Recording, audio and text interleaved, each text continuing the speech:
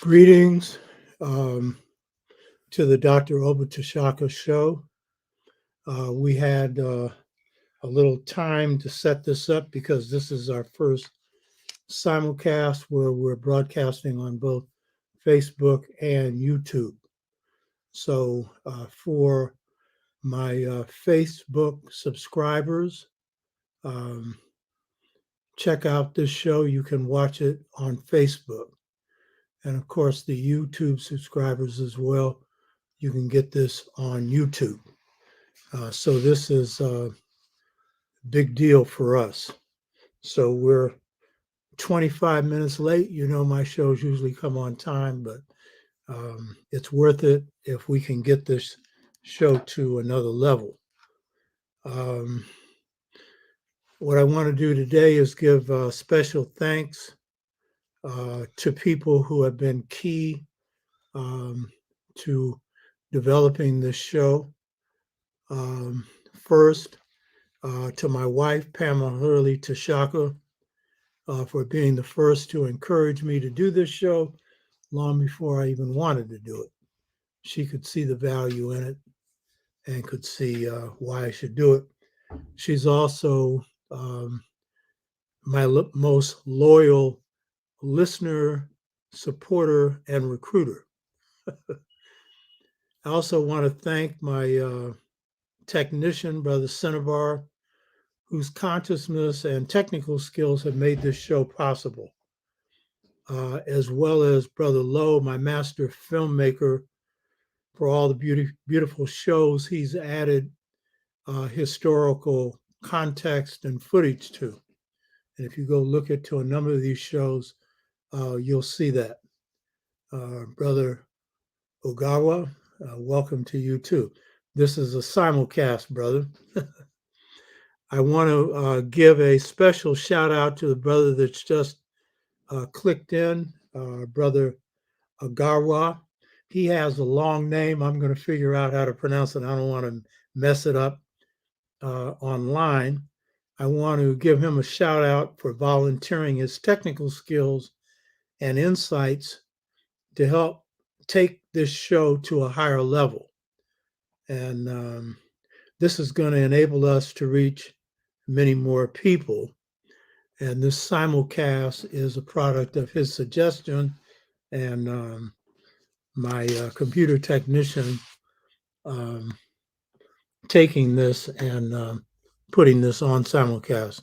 It took us a little while to get a few glitches out of this. That's why we're starting a little late. I also want to thank Brother Ogawa for suggesting this simulcast broadcast. That this is the first and will continue to be happening on this show. First with Facebook and YouTube. Robin, for your benefit, we're simulcast now. We're on both Facebook and YouTube at the same time.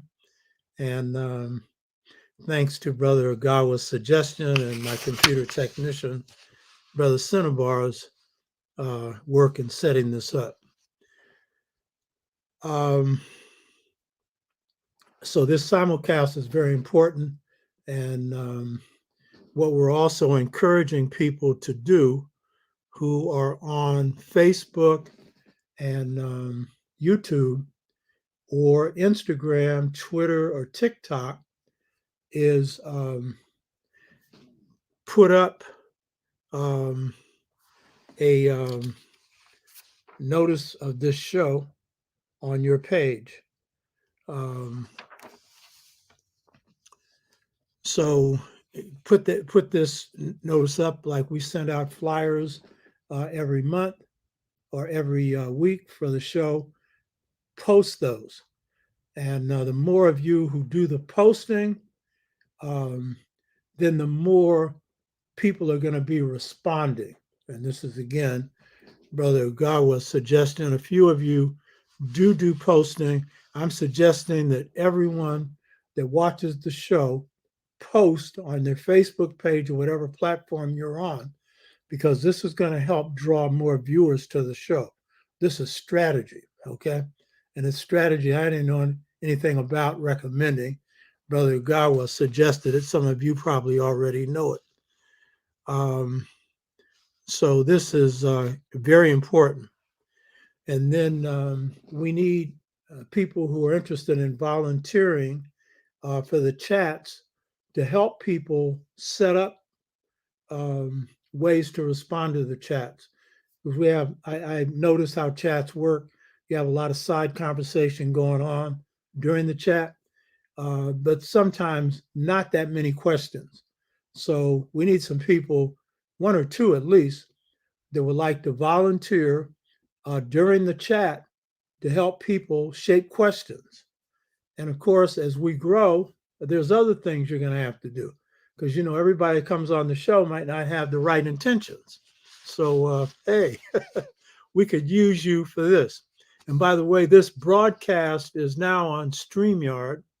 And we had been using Google before, and StreamYard actually gives us a better way to respond to some things, but it also is a platform that a lot of people globally understand. So if we're dealing with people from the United Kingdom or Africa or other parts of Europe or the Caribbean, a StreamYard is much better platform.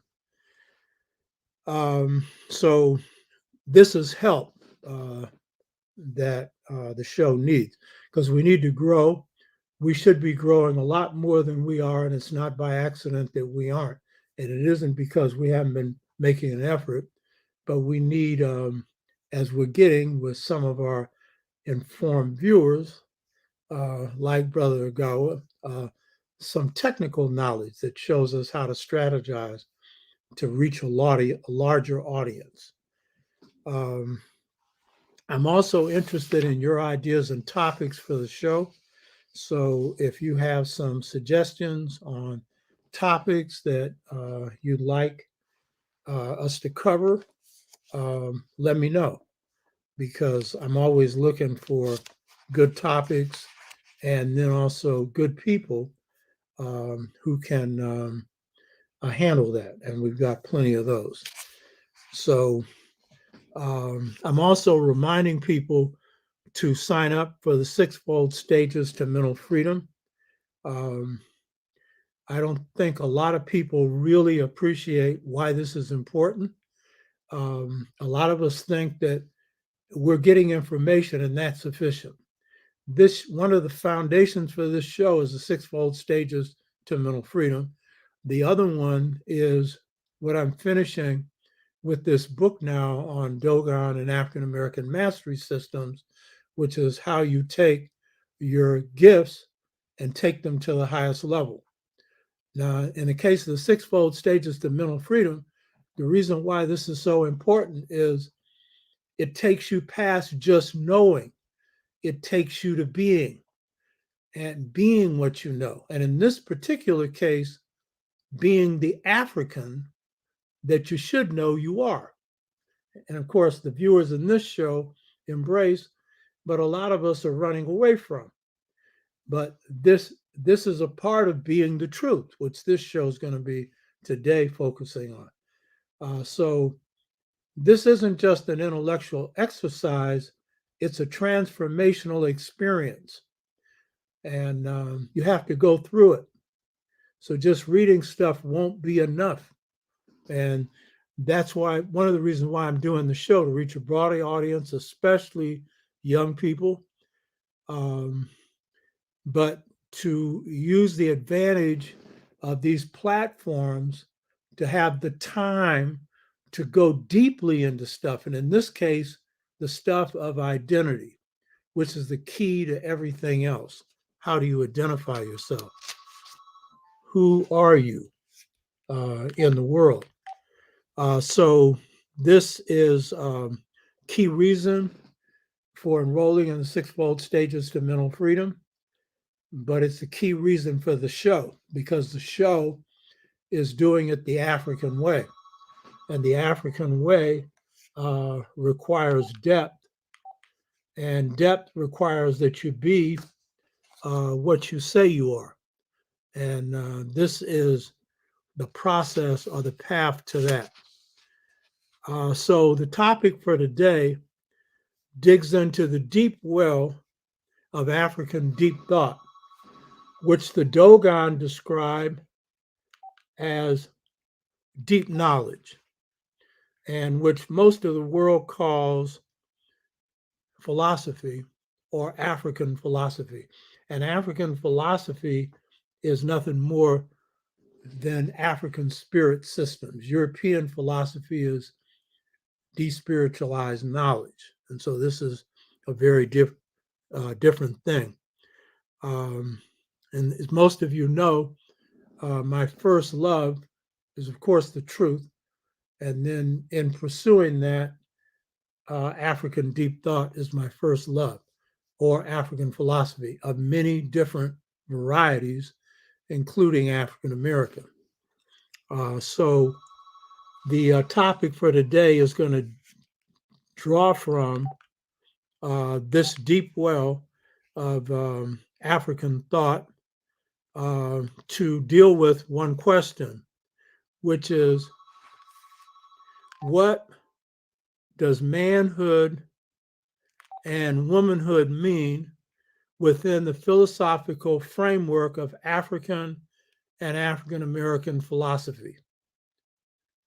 Let me restate that again.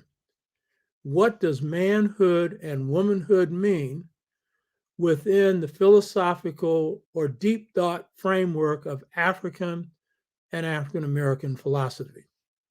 And I'm going to approach this in a way that most people don't expect. Some will, but most won't. So I'll be drawing from the deep well of the Twa, the Kemites or Egyptian, ancient thought, Dogon, Bambara, and New African, as I call our culture, or African American deep thought. And I'm going to be looking at models, particularly that are especially necessary and useful for bringing balance to a world that's out of balance and bringing internal balance for each of us. All of these conceptions derive from the deep well of African culture in general. And that's the source of African deep thought or African philosophy. So this is healing stuff that's good for the planet. It's good for human beings. It's good for your soul. This is beautiful stuff. And it's stuff that has application to today. So what I want to do is start off with the Dogon framework and looking at this conception of manhood and womanhood and the masculine and the feminine. And I particularly want to start with them because they are masters of astrophysics, but they are masters of astrophysics who apply astrophysics to people, to humanity. Western astrophysics is abstract, is an aspect of astronomy, and is removed from the human being. And that's, of course, because they separated astrology from astronomy. And some of my best viewers exited the show and didn't watch the stuff on astrology. And it's showing just how much you're still under remote control, because that's the cosmic system that explains how the above is in you below. And we spent 3 shows on this, and I did one on processional cycles, the near 26,000 year wobble of the earth, and showing you how it applied to one period of Kemetic history. It's the best overall system, processional cycles, for explaining the psyche of a people going through a particular set of historical stages. But it's also the best system for you knowing yourself.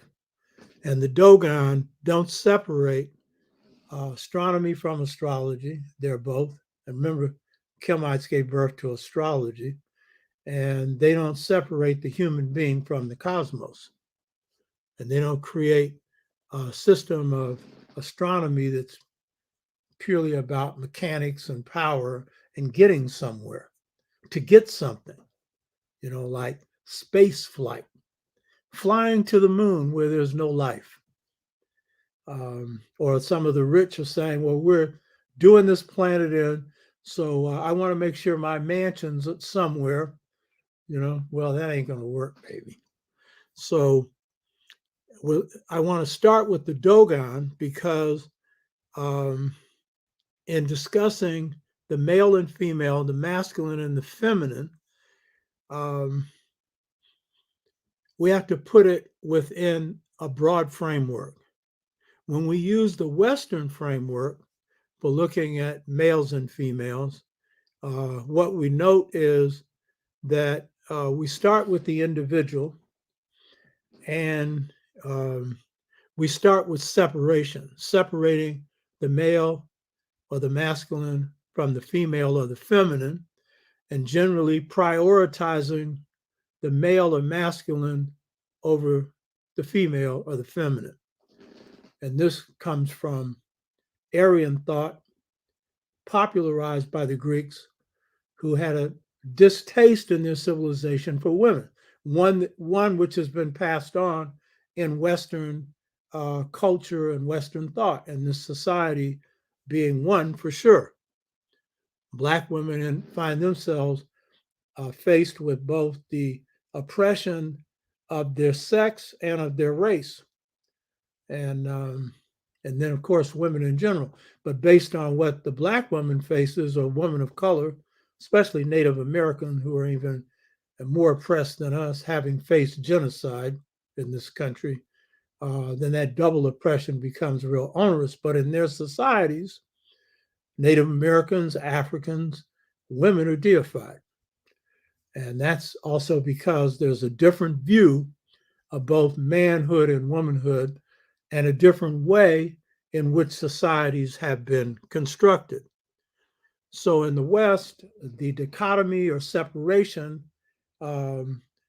between males and females, and then this hierarchy, male over female, and all the qualities that go with it, reason over emotion, and all, mind separated from body. This has its roots in Platonic thought, and then is tied to Puritan thought with the so-called founders of this country. And so in Platonic thought, good is separate from bad. And therefore you then get, and usually most people ask this question, what's better? That's usually based on this hierarchy. And then the categories of good and bad, which are not really real. They're false categories, because good contains bad, bad contains good. The question is, what predominates? But this good or bad dichotomy is part of Plato's thought that Western thinkers have inherited and much of the world has adopted. Dogon philosophy and African philosophy in general, and New African philosophy as well, rest on the twin principle where the masculine cannot be considered outside of the feminine, nor the feminine outside the masculine. In fact, they coexist. And your very biological existence depends on that. So this separation and hierarchy is false. And so rather than proceeding from this approach where you separate the masculine from the feminine, the male from the female, the African view, starting, and I'll use the Dogon because they are most precise on this point, stresses that you can only understand the masculine when you understand the feminine. You can only understand the feminine when you understand the masculine. One can't exist without the other. And it's the way in which the two interact and cooperate that their very meaning derives. And so this is a key point to get straight. Now, Western systems center their concepts of human beings around the individual. And this individual is usually lonely and separate and disconnected from the cosmos. And they've created a false reality where that becomes true, and that the human being is often left on their own. And if they happen to have few resources, they're living under card boxes. That's basically how it's working today.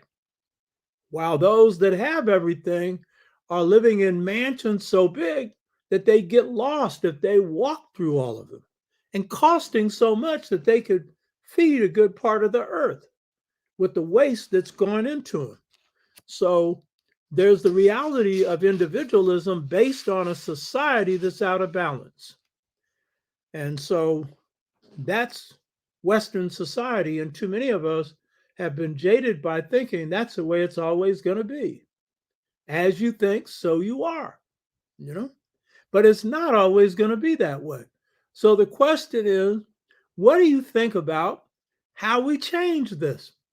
And so a good part of that answer lies in your past, which we need to bring up and revisit and then recreate. That is, create it in new ways, coming up with new innovations, but with models that are just. And so we draw from this deep root of Africa, both history and philosophy, in this case, deep thought, as a way to restore not only the balance of society, but the balance inside of each one of us.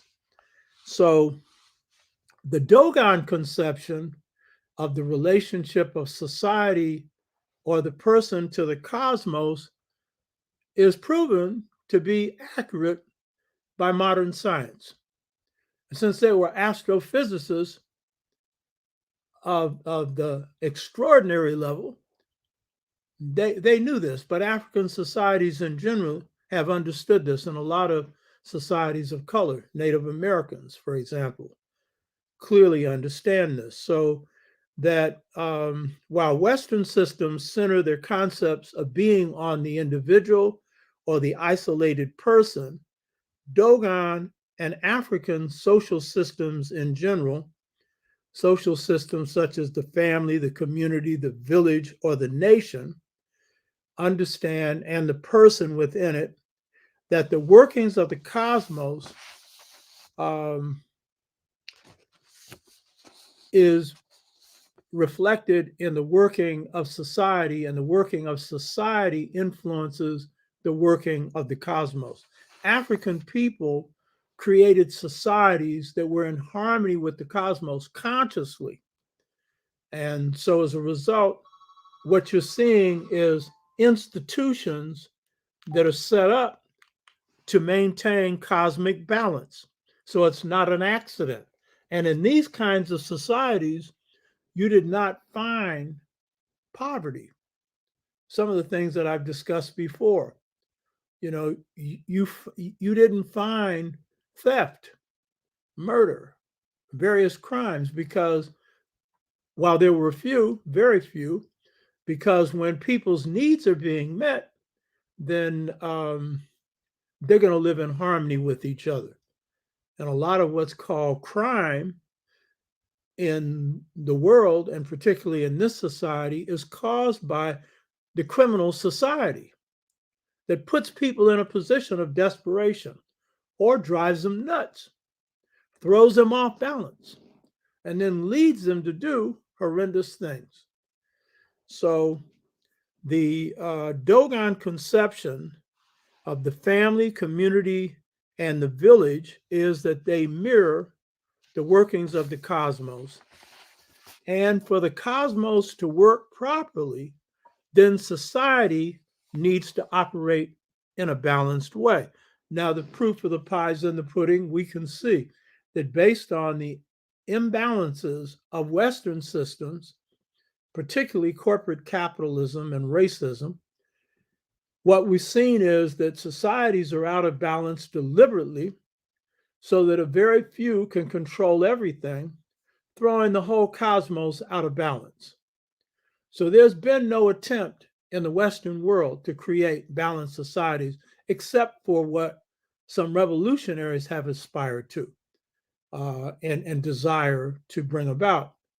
But in terms of the reality of Western societies, they have been pretty much the creation of an elite that has looked out for their own benefit and then created a series of stories about how they're the best society on earth, that there's a conflict between their ideals and their practices, but they must be judged by their ideals.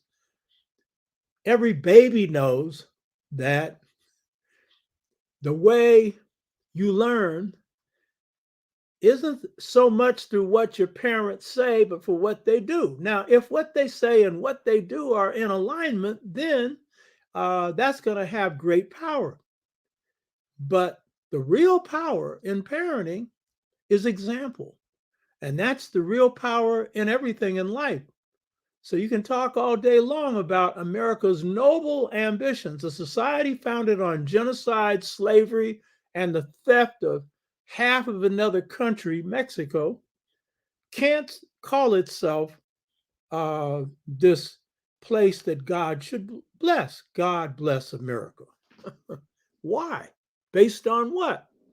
God blesses justice, balance.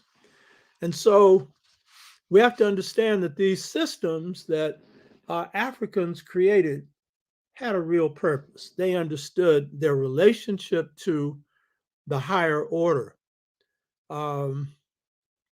So the Dogon understood an African deep thought systems that guided these societies, including the Dogons. They understood that a just order produces the greatest good and an unjust order produces the greatest harm. And so they placed the stress on order because we're coming out of this individual interpretation and stuff. We're always judging somebody based on the individual too often. But it's the order or the disorder in a person's life that affects that person. Very often, if you see a rapist, you know you've seen somebody who's been raped. Not always, but most of the time, you know. If you see somebody with pent up anger, there's a reason for it, you know.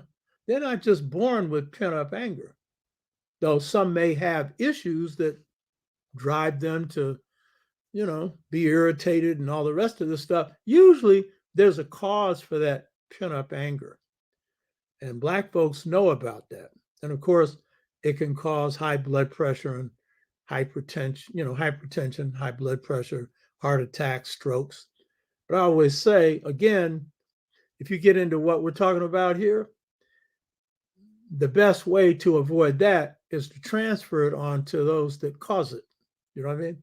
And that's usually those who are managing the system of oppression rather than going through the woe is me, which is understandable if you do. I sympathize with you.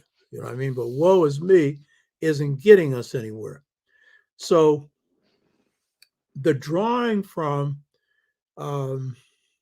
this cosmic order that we're a reflection of is really the basis for creating balanced people and balanced societies. And it is the way to correct the greedy, racist corporate systems of the world that throw everything out of balance and create human misery. So I'm not suggesting here, do this and the world will be better. I'm both political and spiritual, you know. I'm into the love and I'm into the power. You know what I mean? Both. You know what I mean? And in fact, you got somebody you love, starting with yourself, but especially your family and everyone else you love. You do anything to see that those lives are preserved. That takes some power. You can pray all you want. You better do something. You know what I mean? Make them holy. You know what I mean? And I don't mean in the heavenly sense. Use your imagination. So many African societies, especially the Dogon, organized the society with the understanding that one of the smallest parts of the human being, the indivisible cell, is a microcosm of the cosmos. They understood this. Therefore, masculine and feminine is located within a cosmic context because the human being is a cosmic being that is a miniature reflection of the larger cosmos. Astrophysics now confirms it, but they don't have anything to really connect this up. Their societies are so disordered and despiritualized that they haven't got a clue and don't even want to have a clue of how to rehook this up. This would unhinge everything for them, so they think. So males and females, as I've stated before, and as many of you know, are miniature universes that reflect the order of the cosmos. That's literally what we are. And astrophysics and every other area of science confirms this. So modern astrophysics confirms the truths that I've discussed before, that human beings are miniature stars. And the book that I'm working on now, Seba, is showing how we bring the stellar light that is within us out. And that will be the other part of this show that any kind of exchange of knowledge or wisdom is based on. And that's the part that deals with the mastery of your gifts. And the sixfold stages is you knowing basically who you are, and then also drawing from those gifts, but especially knowing who you are so that there's a full sense of self-knowledge, self-respect, and self-love. But that's an internalization process. And we all need work on that. I don't care how advanced we think we are as Africans. There's work that we still have to do on that. Because every day, your identity, your consciousness, your belief in self is being tested. I have a friend who's has a master's in engineering, Ajama Webster. He was chair of the National Black United Front's best chapter, the Kansas City chapter. They have a real good team of people that made up the leadership of that group. Now they have a younger group that is running that chapter.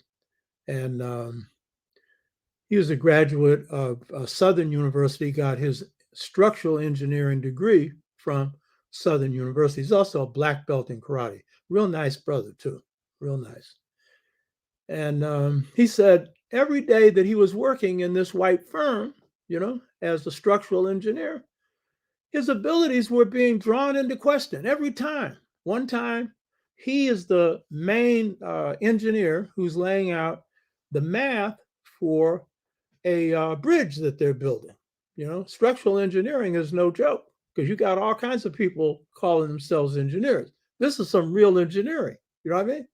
Your math ain't right. The car is going down. And so the owner of the firm comes in and asks him, how did he do this? It was a simple answer, the math. And brother went on and got himself a master's in engineering. He's no dummy. You know what I mean? So he had to break out, set up his own firm. He's been building stuff all over Kansas City and other places. But he said when he had his own thing, he had greater confidence. And so when you get into your own self, that's where the confidence comes from. Whether it's running your own business, but it's running yourself. That's the key. Wherever you are, knowing yourself, respecting yourself, and loving yourself. And this show is focusing on the masculine, feminine self. Real important part of being human. So when you see yourself as a stellar being or a stellar force or a cosmic being that's a smaller reflection of this larger universe, then you have a deeper sense of your connection to the cosmos, a deeper sense of what it means to be human and what it means to be a man or a woman. So this cosmic connection and cosmic conception, if you internalize it, if you deeply believe it, should instill in you, one, a sense of humility. Because while you are a part of this cosmos and you're a miniature reflection of it, you're a miniature reflection. But at the same time, of all God's creatures, you're the only one, you come from the only group of creatures that can throw this cosmos out of balance. And so your imbalance or balance in many ways determines the very future of the earth, let alone your own future. Of course, we're in societies we're only thinking about nothing but ourselves. You know what I mean? So decide, so what about the earth? Well, guess what? Your grandchildren won't be able to live here. And unless you are really myopic and just thinking about yourself, you should at some point care about that.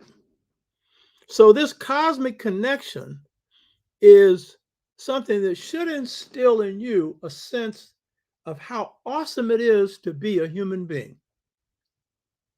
That's really what this is all about. This thing called life, because I always say life strikes once at a time, because I believe in reincarnation. You should make the best of this life, because this is the classroom for mastery. This is the classroom for you taking what you got inside yourself and taking it to the highest possible level. And that's really the purpose for this show. I don't have any other motive. I mean, I could be doing some other stuff. I'm doing this because I want to share what I got, but also learn from what you got. That's why I look forward to questions and comments at the end of the show, and whatever I can learn from people. Because, you know, my wife is always asking me, why do you ask so many questions? Because my big book is life. I got all these books I read, but the big book is people. So the more I know about people, oh, that's the best of all. And then I'm a strategist. So that can also help me in other ways. But I just basically have an interest in people. And that's an African thing. Africans, and this is Southern Blacks, especially this way, Caribbean Blacks, anyone that's really rooted, they're that way. They see nothing wrong with inquiring about the insides of you because they're interested in you. This isn't just to get your personal business, it's because they care about you. And that is really the essence of being human. So when humans are in harmony with the cosmos, we become balanced, miniature cosmoses that can fulfill our role, which is, and this is the key thing, the role of the human being is to be the guardian and the balancer of the cosmos and of Mother Earth. It's not just living in harmony with it, it is harmonizing it. That is, to take God's work and tweak it, make it a little better. Do what George Washington Carver did, that a lot of people do, which is to take God's work and add something to it that improves it, not sets it back. And that is the human being's role. And as I've noted, the fact that the planet's now out of balance on the verge of ecocide, that's not caused by four-legged creatures. That's not caused by the creatures that fly. It's not caused by the inanimates.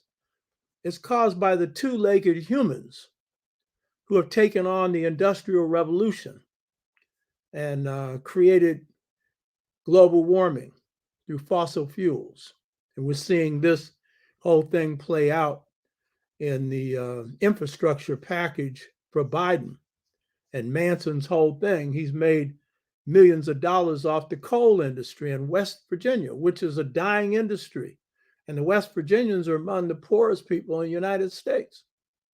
And the positions he's taken is against their own interests. But he don't care because he's dancing to the tune of those who heat the planet up so he can make a few million a year, you know? So he can say to his corporate benefactors, I haven't stood in the way of um, those who want to continue to heat up the planet, heat up my pocketbook, you know? That's this system. And this is the system that this conception of African manhood and womanhood and the conception of manhood and womanhood within the context of the cosmos provides the alternative to, because you've got to go to the deep well of what it means to be human to gain this correction if you're living it. So when we are out of balance, we come the force for cosmic disorder, which is what society is doing today.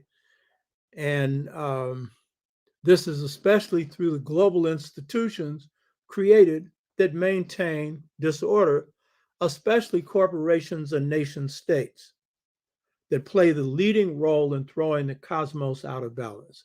And right now, the nation state and all those that are producing the medicine for the shots for COVID, who are stockpiling theirs and letting the rest of the world go without them, while some of us are saying it's a plot for us to get it.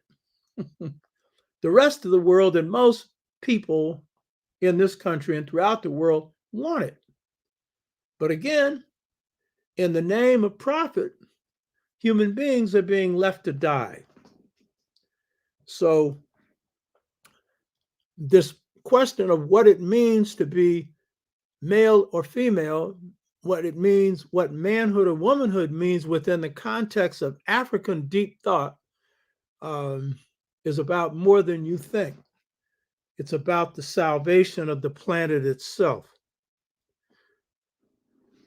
So if we look at what's throwing the planet out of balance, more than anything, it's the imbalance of power.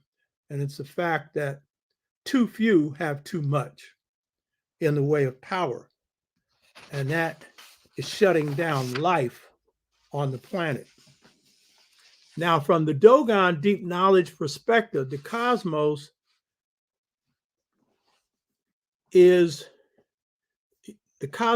order is based on a masculine feminine relationship in the cosmos.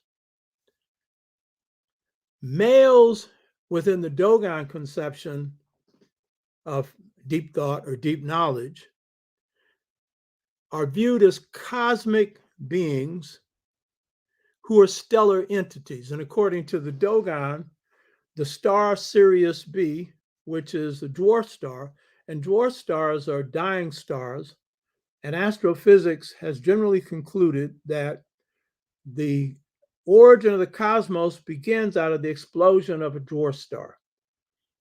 And out of that explosion comes the Big Bang. I've talked about this before, and many of you are familiar with it. The Dogon call it the Big Burst. And out of the infinitely small comes this magnificent universe, and probably multiple universes where this process has been repeated in other stellar environments. The Dogon say 10, meaning many. There are probably many universes. So the Dogon say it's the dwarf star Sirius B that is located within the neighborhood of the Milky Way within our galaxy, that upon its explosion gave birth to this cosmos. This star, Sirius B, rotates around the star Sirius, which, by the way, in the Kemetic astrophysics symbolizes a star. A star is symbolized by Sirius, this great bright star in the heavens.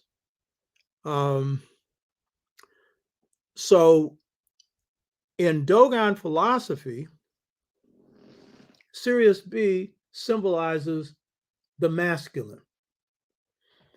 And as the masculine, it's viewed as the seed star of the universe.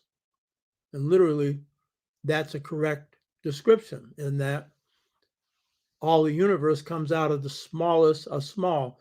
So Sirius B being viewed as the seed star, just as the seed from the man is the seed that in the womb of the woman gives life.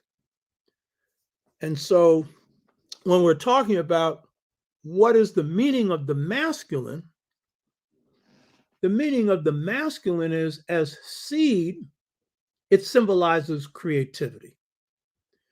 It symbolizes creating something that either gives birth to life or advances life.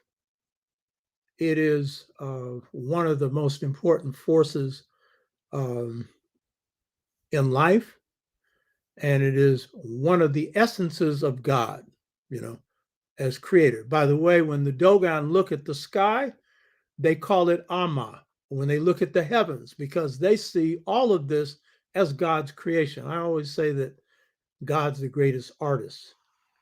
The greatest beauty comes from God and God's creations.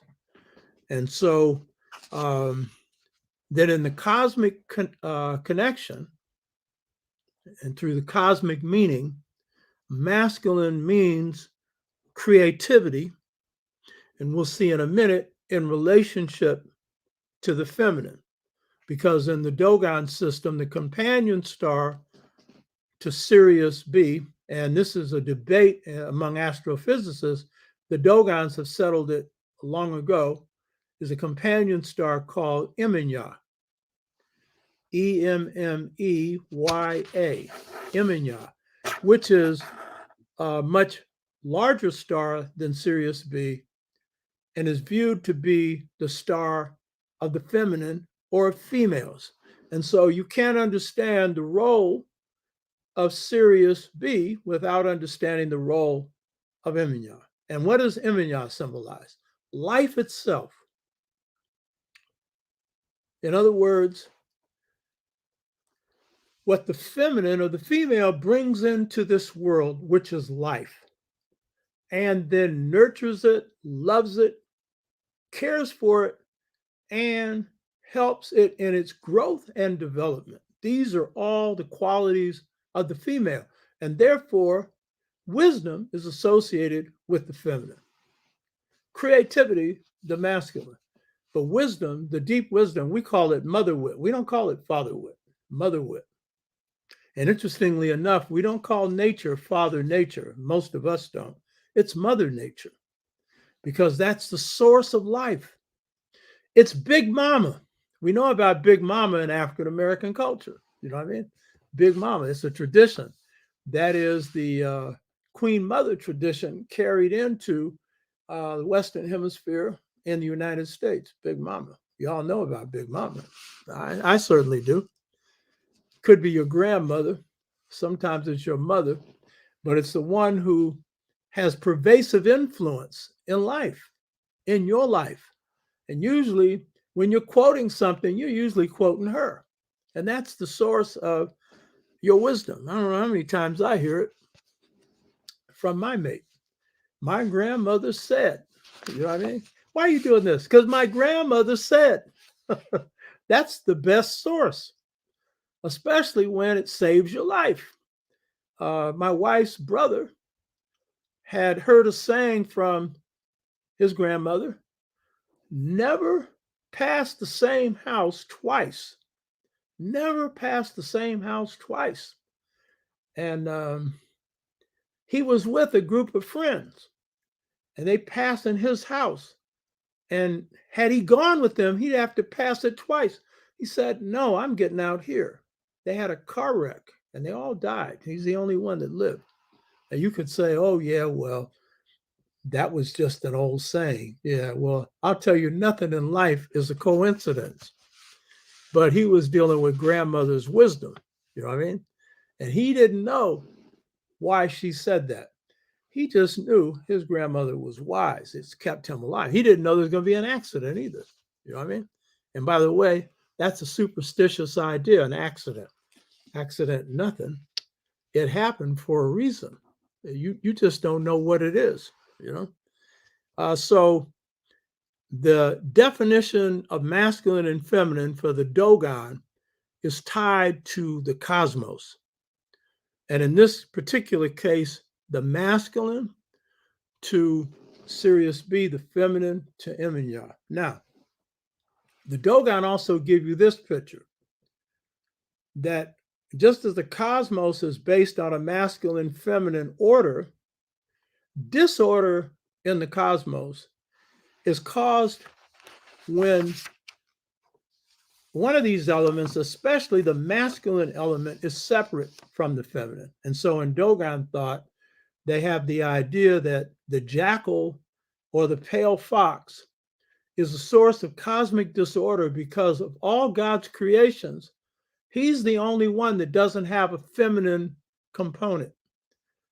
He left the placenta before God could put the feminine inside of him. And so what did he do? Out of his loneliness, he created disorder. And if we look at right now, I mean, I don't want to put this on males, but of course, I mean, if we look at the corporate elite, basically, these are male-controlled institutions, out of control. There's no balance. There's no check. They do whatever they want. And generally, the best corporate heads are killers, meaning they have the killer instinct. You look at some of these corporate heads, look at their eyes. There's no radiance in their eyes. It's just cold-blooded. You hear me? And they make the mafia look like saints. So on the planet, a lot of this disorder we're seeing are unchecked males, largely white, now some Asian. A few blacks who feel that they're privileged, that get in and manage one of these things. They don't really own them, you know, but they're exceptionally smart and, willing to do the bidding of their master, you know. But largely, these are unchecked males. If you're looking at what's going on in Black communities right now, the killing of Blacks by Blacks, too often it's males who have been unchecked. That is, coming out of families with no fathers. And I'm not blaming the sisters for this because they're trying to be mothers and fathers. But in situations where they're looking to each other for direction, some of the foolishness on COVID is based on people not listening to facts, not doing their homework, but going on rumor or assumptions, or what I call the ignorant, which is based on the assumption. I don't want to call it the ass net, but I mean, it's based on ideas that come from your posterior than from your head or from your heart. You know what I mean? And so some people are just making some decisions not based on fact, So when we're looking at disorder on the planet, it's caused by breaking down institutions that cause balance. In the case of Mexico, Mexicans being separated from their land through the NAFTA agreement that Clinton ran through, which had been a Republican initiative. So the Mexicans lose their right to use their land. So what are they going to do? They're going to either work in one of these factories that America's put up, or other Western countries have put up, where they get paid nothing, or they're going to go across the border and be called aliens, even though the border they're crossing was their land stolen from them. In the 1840s war, the Mexican War, that Grant called the dirty war, as if there's been a clean one, So, or if we're looking at the vigilante murders of young Blacks, so any white person that thinks that they can go out and shoot a Black person, and then you're being told to take it to a jury, and then the jury is made up of people who think it was a great thing that they shot this Black boy, this kind of stuff, This again is the disorder, in this case caused by racism, and then caused by the unchecked power of white people to do whatever they think they can do to us, unless you check it. You in the end are going to be the check to that. You and I both. So the way to correct unjust imbalance is to create balance. And the first balance is inside ourselves, and then the balance in society. So in Dogon Deep Knowledge, perfection, this is a real key thing. Perfection is not defined as it normally is as freedom from fault, though they have a concern about that. And when I go to the next part, you're going to see what that concern is rooted in. But basically, the Dogon conception of perfection is the union of masculine and feminine. This is the Dogon conception. When I was going through my trials in the 80s, the 5 years, 3 months a year, looking at myself, I was using this philosophy to help carry me through, because I understood that my problem arose from the imbalance of the feminine, the lack of sufficient feminine orientation in my being, and an overabundance of the masculine. And so I knew that. And so I was out working on this, and I understood that the goal was to achieve some kind of masculine feminine synthesis, not balance, because when it comes to what it means to be male or female, then the masculine has to predominate for the male and the feminine for the female. But generally, achieving a real sense of being human, then you have to accentuate what you're weak on. And generally, for the masculine, it's the feminine. And often for the feminine, it's the masculine. Though African women have embodied, and Africans in this country have embodied more of the strong principles of the masculine, still, that's generally the side that female needs to work on. So this union of masculine and feminine as the concept of perfection is suggesting that balance is the real concept of perfection, because in the end, well, I'm going to be talking about the ideal models for manhood and womanhood. In the end, most all of us are imperfect. All of us are struggling to be better. And so balance is really the key thing. And it's a balance within a certain ethical context that I'll go into in a minute. But balance is a key thing. So for the Dogon, they're stressing the balance between the internal balance between masculine and feminine as being the central balance that human beings need. And you know, personally, it's a synthesis where the masculine predominates for the male, feminine for the female.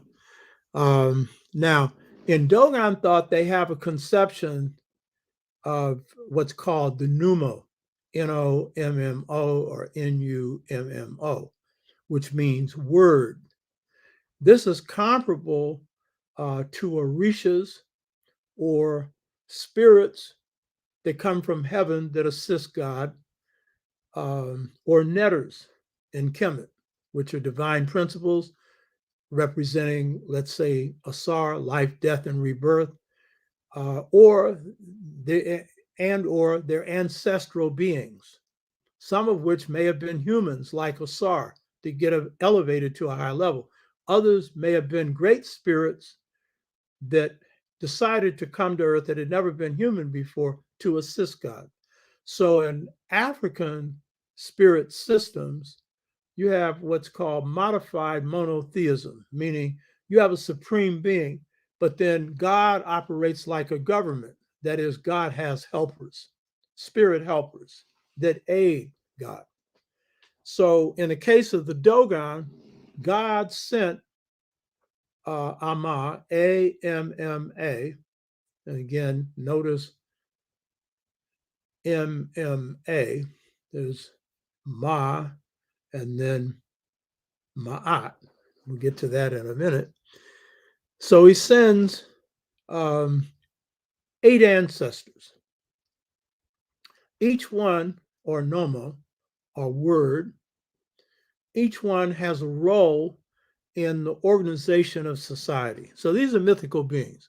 But the key point is they are illustrating some of the stuff that is fundamental to any order. And in this case, it's the order coming from God to earth. And so of all the nomo, and this is the one that really affected me most, was the 7th nomo. And the 7th nomo embodies masculine and feminine. In the Dogon system, 3 is the symbol for the masculine, and that is the 3 sexual parts of the male. And then 4 is a symbol of the feminine, which represents the 4 sexual parts of the female. So when you combine the two, it's kind of like a spiritual androgyny. And it's the union of the two that enables the balance. In this case, it's balance because this is a being made up of these 2 parts, not a synthesis, as it would be for us with masculine and feminine. And so what ends up happening is, and this is extremely important, the union of masculine and feminine enables the 7th pneumo to do what none of God's other pneumo could do. And that is what? That is to take the invisible above and bring it below and bring about new creations. The 7th pneumo is an innovator. The 7th pneumo brings about creations that improve life on earth for humanity and for all of God's creatures, and for Mother Earth and for the cosmos. The 7th pneumo, and you hear me using this over and over again, but I can't help it, would be a George Washington Carver. You know what I mean? He could take these abstract truths because he piped into God's mind and then bring down all kinds of stuff to Mother Earth. And what did he call it? He called it creative science. Creative science. And he had certain qualities that enabled him to do that. He had the gift of healing plants. He was also an artist and all these other things, because really science, when it is good science, is spirit science. And I call his science spirit science. The book that I'm finishing now has a chapter on him and offers his philosophy of science as a model for healing the planet. That philosophy of science, which prevails all over Africa. I mean, George Washington Carver could communicate with plants. Well, that's done all over Africa. That's done in the rainforests of South America. And most people who are spirit people, they have that capacity. Animates. And he said, I talk to the animates and the inanimates. In other words, stones talk to him because everything's got God's force in it. So while we're the harmonizers, we're learning from Mother Nature, which in its specialties is infinitely wise, So this idea of perfection being the union of masculine and feminine is extremely important. I know for me, it's a result of 5 years, 3 months, a year, 15 months, I guess it was, of working on myself. That is what led to my experience of the light. It led to me being sensitive not only to the higher powers, which were all intuitive. I'm a strategist, so basically I have the intuitive gift of knowing my enemy's weaknesses and various things. We all have our intuition. But to receive this light, which was breakthrough, the model for just societies. And of all the things I've done and all the things I have to contribute, that's the most important part. And one reason why I'm doing YouTube is to get a larger platform to share this with people. Because this ain't in the interest of any corporate publishers to share, and I publish my own works. I'm not interested in getting them to publish this, but to get this out. But the key point is, it was the hard work of working on my feminine side that humbled me, that made me much more spiritual. Because when you're going through a life crisis, one of the things you do is call on God. And I hadn't done a lot of that. I did a lot of it. But more important, calling on the God within and working on, perfecting those things that I knew were out of balance by looking at the females that influenced me in my life, as well as drawing from this African deep thought. And it cooled me out, did a whole lot of things to me. And I pointed out before that people who were really observant saw it. Others who weren't didn't. But the ones, and it's usually almost always sisters, they tell me, oh, you've changed. Some of them worried. You mean you're not going to fight anymore? You got that smile on your face? I mean, I have warrior's look, so I could really scare people with that look. That wasn't intentional. That was just me. That's the overabundance of masculine energy. It worked well for corporations, kicking their butts, the police, standing them down, the Klan. I haven't told you what I've done with the Klan. I won't tell you right now, but I tell you, being a terror, I still am, and I want to be to those that oppress our people, but that was never my intention. That's just my nature. You know what I mean? But it cooled me out. It made me more of a peaceful warrior. I've always been peaceful inside, but I could manifest it. So I'm just saying that it was this model of the balance of masculine and feminine that served as the guide for me and helped carry me through, because I understood that. I understood the imbalance. I owned up to my own shortcoming. And that is a part of the balance for any of us, being able to correct what's going on in our life, is to also look at what part of this do we own, So this is the Dogon conception of perfection. And I think it's an achievable one. It's not the soul one, because we're going to get into the other one in a minute, but it is the most important because it's the one that grounds you. So being able to create, that is the essence of being a human being. One of the essences, one of the most important, is to be able to create. To create life, that's the most important.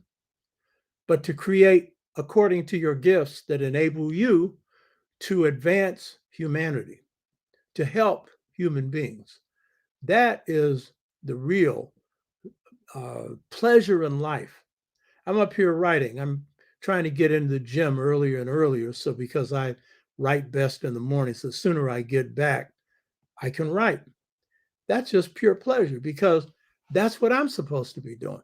Whatever your thing is, whatever it is you're supposed to be doing, being on that path is like the most important thing, and that generates the greatest sense of self-love and the greatest sense of importance, because you can help other people with this.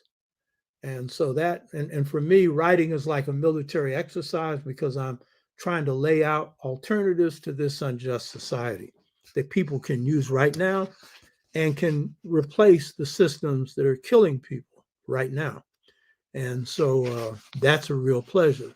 And you're drawing from many masters who help you out along the way. So this working out this inner balance is really key. Now, this is also a healing process, because as you go through this process, you transform, you change, and there's a growth in you, and that's a healing. And that healing is very important. It's a spiritual healing, and it's very important. It also, as the masculine draws more on the feminine, the male is able to open up more and to be more receptive and to listen more. I've always been a good listener, but going through this process, it made me more sensitive and made people feel that they could open up more to me.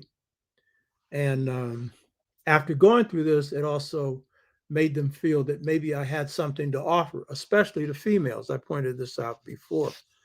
So this was all key in growth.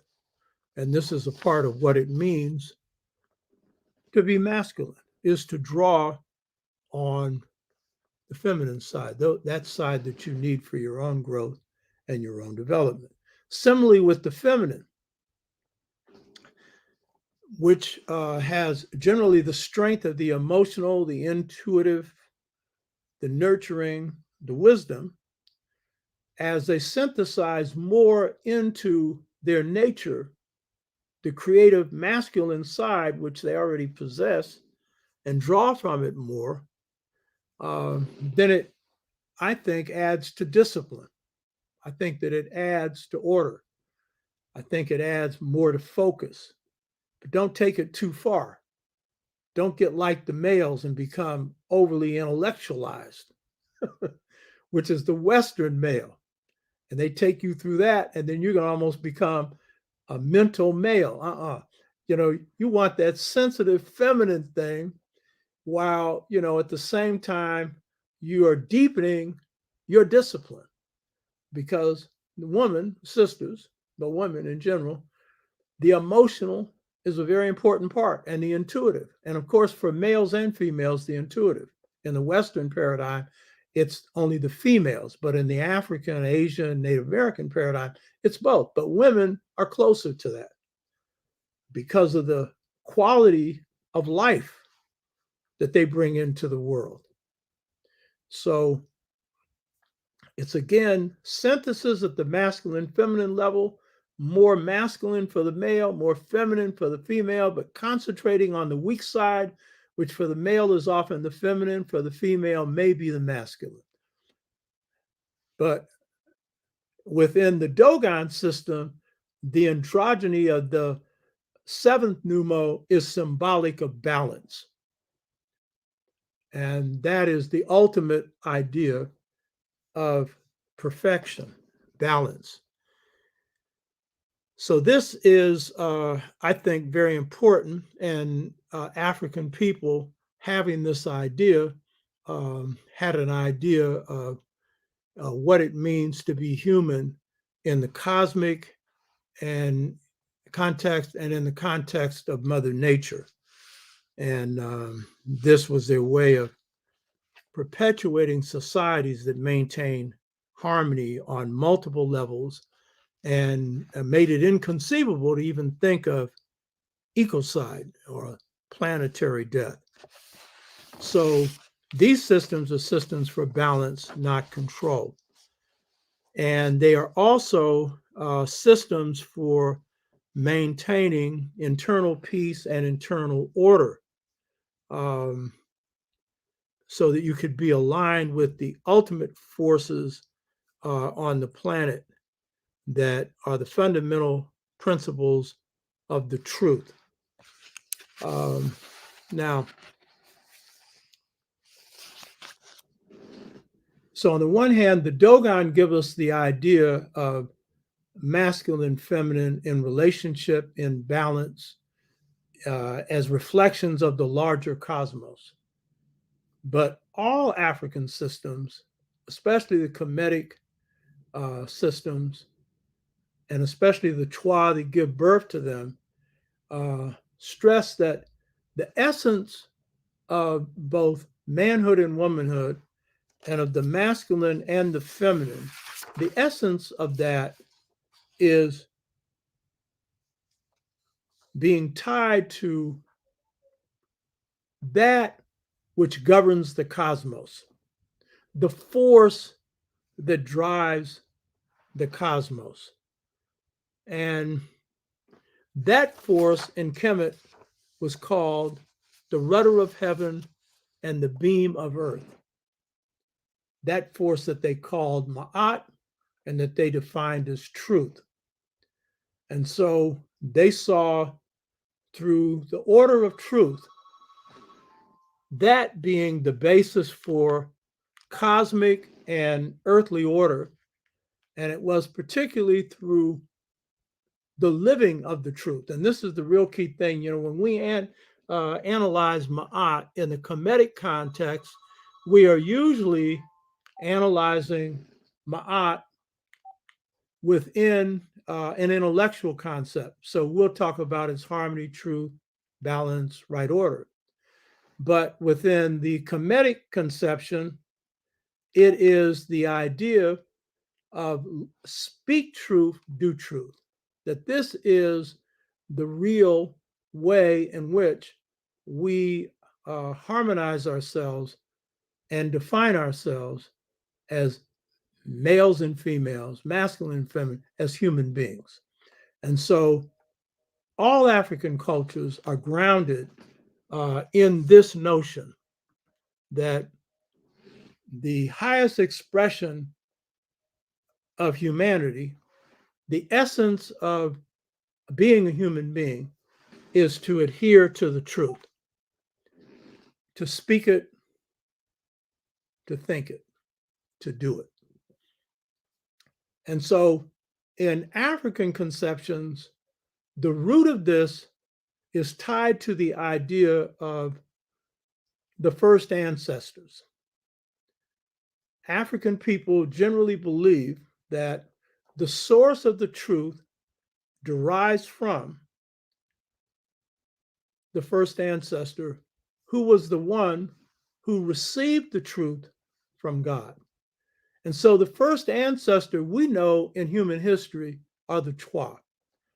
And then in each African society, they would have reference to a primordial ancestor who was the source of their truth.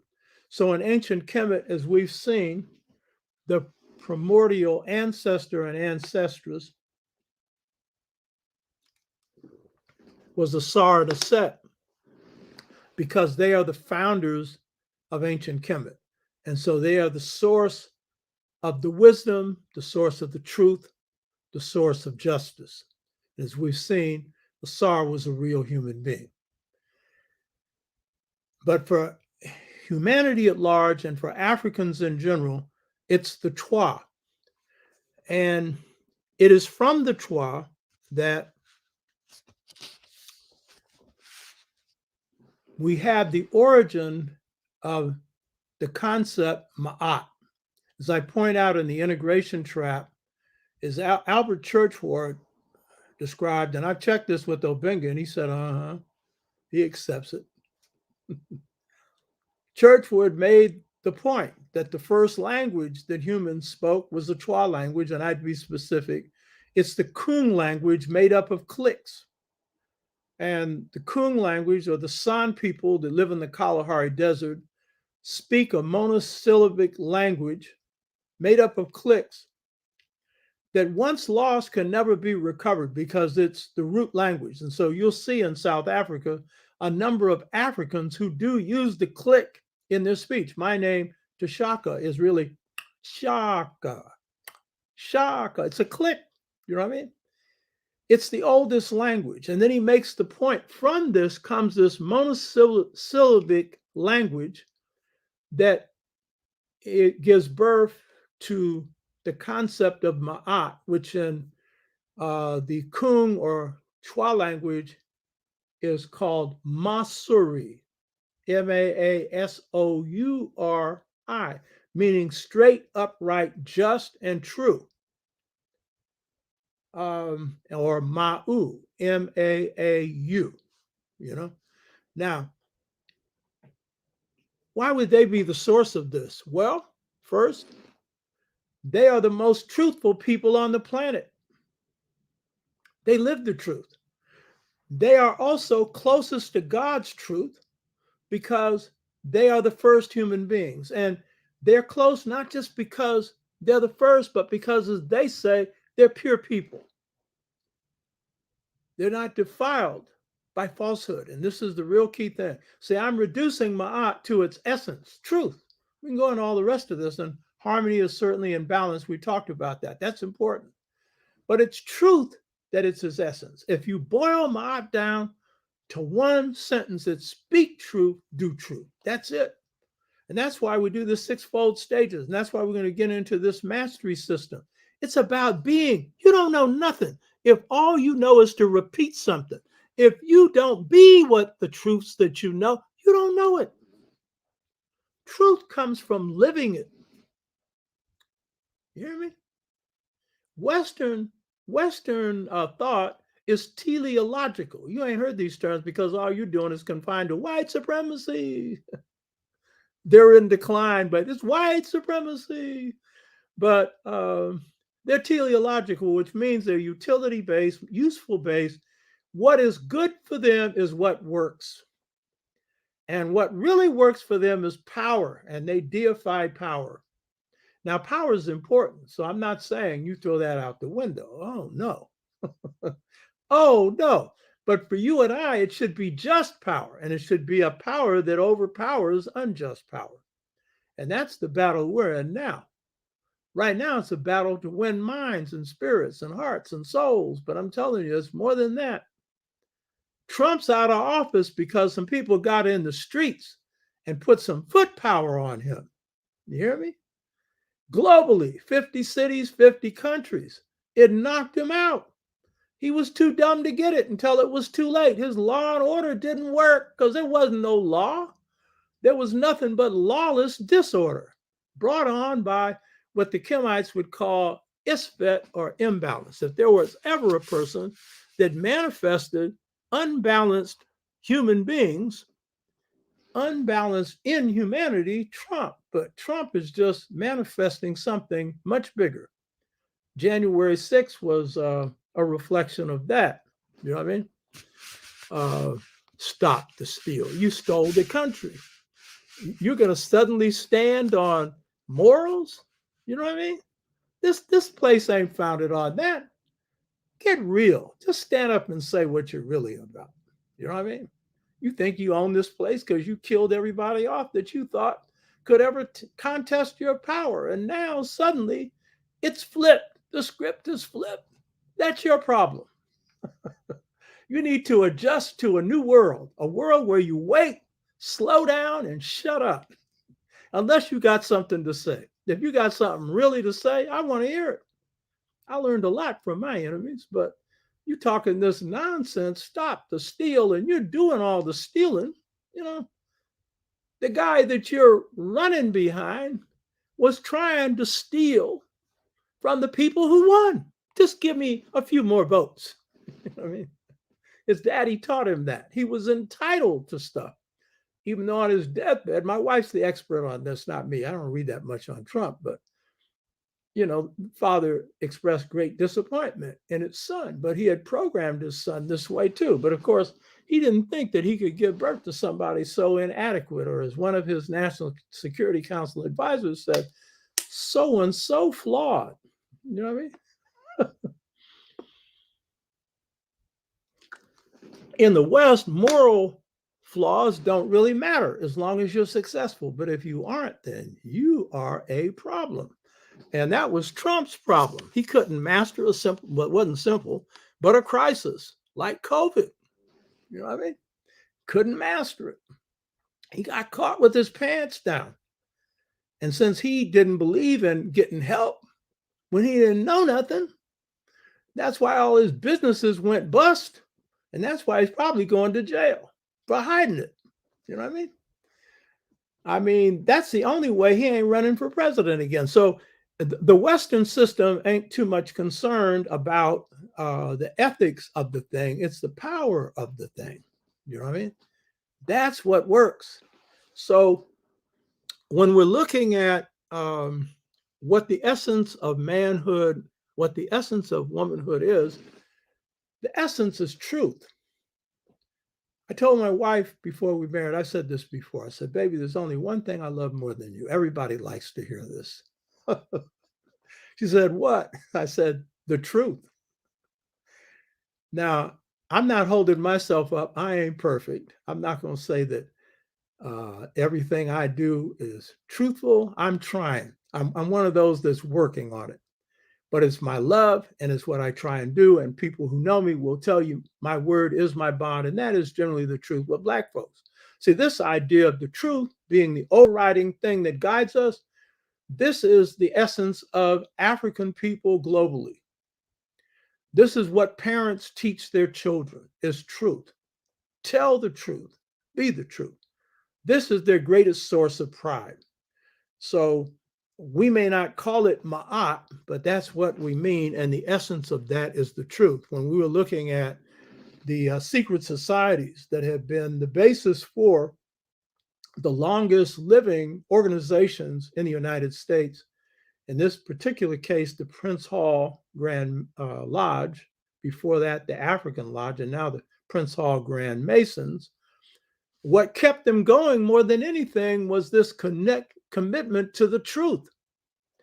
And it sustained people. It gave people a purpose for living. And it accounts for why these organizations could be so broad, having all kinds of philosophies under their tent, because most of them had a belief in the truth and a belief in justice and a belief in freedom. So this is like overriding a principle that guides a human being. So to be male or female, to draw from the masculine or the feminine, the essence of that is to draw from the truth, to try and speak it, think it, live it, be it. Speak truth, do truth. And this is like the fundamental notion. Among the Bambara, because I'm looking at different cultures, when you look at a living African culture, it can give you a deeper insight into the meaning of certain concepts that seem to be abstract in African culture, and but are really quite concrete in governing people's lives. And so among the Bambara, they have this idea, and this is a general belief and practice among African people in general. They have what they call the horror of the lie. The great Bambara traditionalist, his name was Hampati Ba. He was trained under both the traditional initiatory system of Africa and was also trained under the French system, wrote a number of books. He's passed on. Hampati Ba, Hampateba. So his discussions of the traditional Bambara system, which, as I pointed out before, Malcolm's great-great-great-grandfather was probably descended from. These are warrior cultivators, warrior builders, great people who produced a civilization called Segu, S-E-G-U, small civilization, had the highest warrior code on the planet, and that spirit was infused in Malcolm's bloodline. Jar was judged to be over 6'4", very powerful, a master builder. And almost all of those that came before Malcolm were builders, including his father. He wasn't a carpenter, he was a master builder, could do everything. And as I pointed out, Malcolm was a builder of men and women. He took that skill to another level. So the Bambara, in their adherence to the truth, reflect the general African belief in the truth. And it was that they had the abhorrence, the horror of the lie. The Bambara have a saying. They say, take care not to cut yourself off from yourself. Don't cut yourself off from yourself. Better for the world to be cut off from you than for you to be cut off from yourself. Meaning, the essence of yourself is the truth. God lies within each of us, and the essence of God is the beautiful truth. So what they're saying is that the essence of being a human being is to be truthful. And that it is in that we are manifesting God in our own behavior. But it doesn't come from us having to be told by any commandment to be truthful. It rises from within ourselves. It does not mean that God has instilled in us some fear that if we don't do the truth, we'll go here or there. It doesn't mean that. It means that is the essence of what rises within ourselves.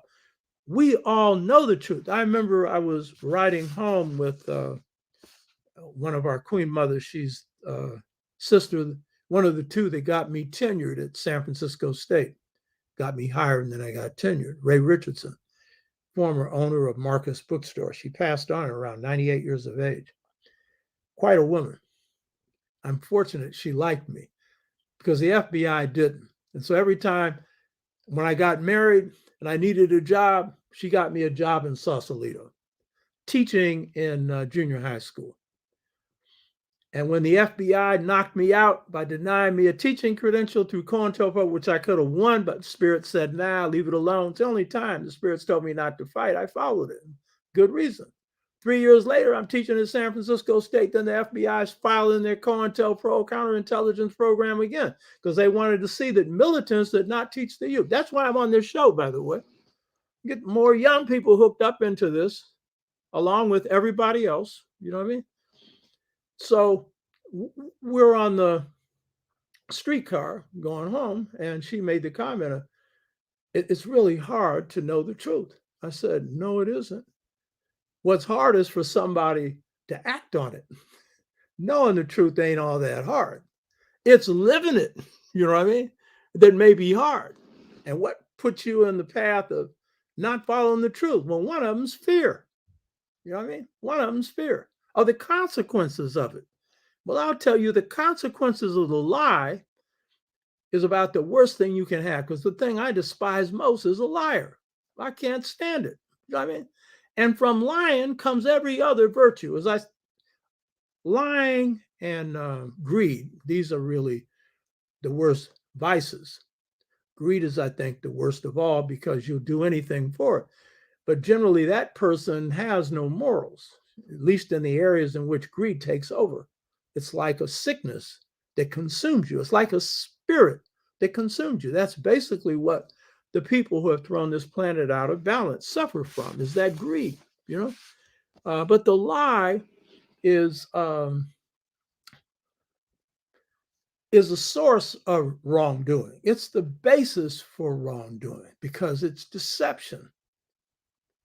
And it's fooling others. And sometimes the biggest lie is when you fool yourself. But the key point is the African traditional and ancient culture, and most Africans today have the abhorrence of the lie. That's why older blacks contracts were always oral. Why? Because your word meant something. Now you better put it in writing. And I'm giving that advice. Don't rely on no oral contract. If it's got anything to do with anything, put it in writing, because a lot of people ain't embodying their word. But the old folks did. You know what I mean? And a lot of us still do, because you are your word. And so when the Bambara are making the point of saying, take care not to cut yourself off from yourself, then what they are saying is the lie cuts you off from your essence, from your being, for who you are. Now, there's a lot of lies. So a lot of us, we've taken on lies of identity. So then it cuts us off from the truth of our identity, you know? A Colin Powell, he just passed on, you know? Certain qualities he had that were extraordinary compared to whites. That is, he treated people nice and stuff, you know, the people that worked around him and stuff like that. They say the same thing of Obama. But then he executed the orders of the state. And those orders were not only not nice, they were wrong. And he knew it. And he usually gave advice against it. Don't invade Panama, Kuwait, do a boycott instead of a war. But then when he got his orders, he did it, including sitting before the UN and telling a story, which he was told was the truth. But he had suspicions about it. He cut a lot of stuff out of it about Saddam Hussein having weapons of mass destruction. But he went ahead and did it and then got exposed. And so then his reputation got tarnished. But what they haven't told you is when he was in Vietnam for 2 tours of duty, he had the opportunity to expose numerous My Lies because every day was a My Lie. They were killing men, women, children, old people. You know, that was a continuation of the Native American wars of genocide, except they weren't going to be able to genocide that whole population. And so he usually did cleanup, cover up. You know, he didn't expose. And then eventually became a 4-star. Well, it's a shame when you cut yourself off from yourself, because I have no doubt that he had a destiny to be a warrior. But what cause were you supposed to be fighting for, Colin? So I wonder how that judgment went, because it's instantaneous. You know what I mean? Where'd you go? I wonder. I don't have too much doubt about it, even though it looks like, well, maybe he has a better chance because he ain't as bad as some of the others. Yeah, but he was doing their bidding. And so that's part of our choice. Do we cut ourselves off from ourselves? So this is the deepness of the value of the truth in our culture. So the Bambara is saying, you can be by yourself, but not lonely, really. Because if you're living with the truth, then you have good company. Because you're living with God, the essence of truth. You're living with something higher than yourself. And then there's the truth, which is your truth, which is your gifts, which is your purpose in life. And as long as you're pursuing it in a just way, then you're not lonely. You know what I mean? You really aren't lonely. But the key thing is, John Henry Clark had received this same advice because he told me that when he was a kid, he started to follow the way of the peer group until one of his models in life, which Dr. J talked about, took him in during lunchtime, put her thumb on his chin so he looked directly at her and said, if you have to go alone in life, John, rather than play the fool and follow the wrong people, it's better to go alone, but follow what is true. And then she said, young man, I see great things in you. And this, John, as Dr. J said, he had these women in his life that gave him the inspiration to do greatness, but to pursue the truth, you know? And so this is the value of the truth as opposed to the lie. So African people understand the power and creativity of speech derives from its sacred source. Now, this is extremely important to get because all African people believe that God gave man and woman speech so that he could have a conversation with man and woman. Because if we can throw the cosmos out of balance, we can certainly bring it into balance. And when you have your dreams, your astral projections, and all these other things that the West tries to deny, that's the God within you that is giving you information that can help you, wisdom that can help you to take you to a higher level, to warn you of impending danger, you know? So it is through speech that we can converse, whether it is dream speech, whether it is thought speech, whether it is spoken speech, that this puts us in communion with God. And So therefore, speech has a sacred source and a sacred power. And this is why the Twa could do so much in terms of advancing civilization, is that they were closest to this primordial source and therefore had this vision and this wisdom to build the kind of civilizations and societies that brought civilization to the world. So speech is a gift from God. And in ancient Kemet, Medu Necher, God speech, Medu Nefer, the speech of humans that approach God. The Bambara have the same notion that the speech from God is divine, and the speech that God conveys to the first human beings and to humans after, but especially the first human being, is sacred. So it's invested with power. The further back you go, and the more truthful those that receive it are, then that is the real source of wisdom. So in African thought, you will always find the novice referring as an authority to his master, who refers to his master, who refers to the first one. And that's why the Kemites located wisdom with the elders, the staff of authority that goes back to the first time, to the first occasion. So speech has sacred power. So in Kemet, while they give birth to writing, the most powerful form of communication was speech. Why? Because speech contains the vibratory force. And that force is the force that can bring about balance in life and harmony. But it derives from the truth. The written word as well has power to the degree that it reflects the truth. But the greatest power is the spoken word. And that's why a lot of Black people write the way they speak. That's how I write, because there's more power in the speech. So when I'm writing, I'm reproducing that to move the reader. Our musicians, John Coltrane, would play that saxophone. So he reproduced the sound of the preacher, because he said that if you didn't get that holiness, blues-like minor blues thing, which was the basis of John Coltrane's music, you couldn't move an audience. You understand?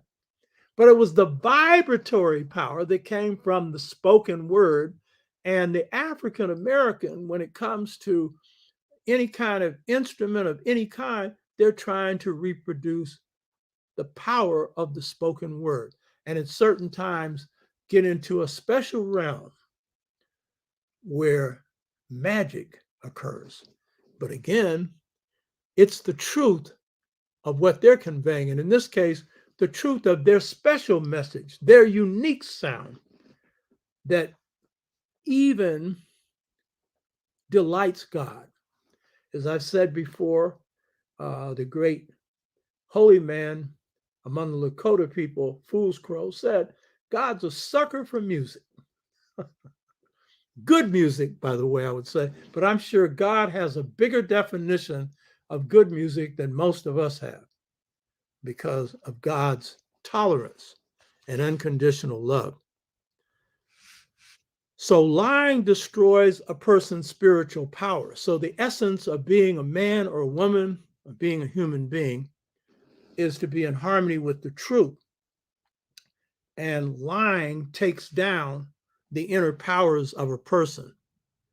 The Bambara say that lying kills the person's civil, religious, and occult person. Meaning, in society in general, it kills your reputation. It kills the respect that other people have for you.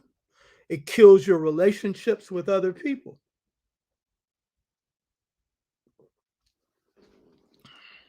So it kills your civil power.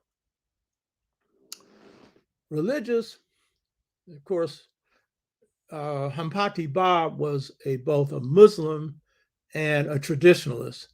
And so Islam is a religion, but tied to an African spirit system. So it's a mixture.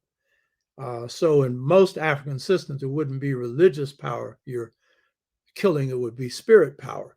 But either way, it's a divine power that's within you, and then the occult power, the higher powers of the spirit mind, the heart mind, those get killed or reduced.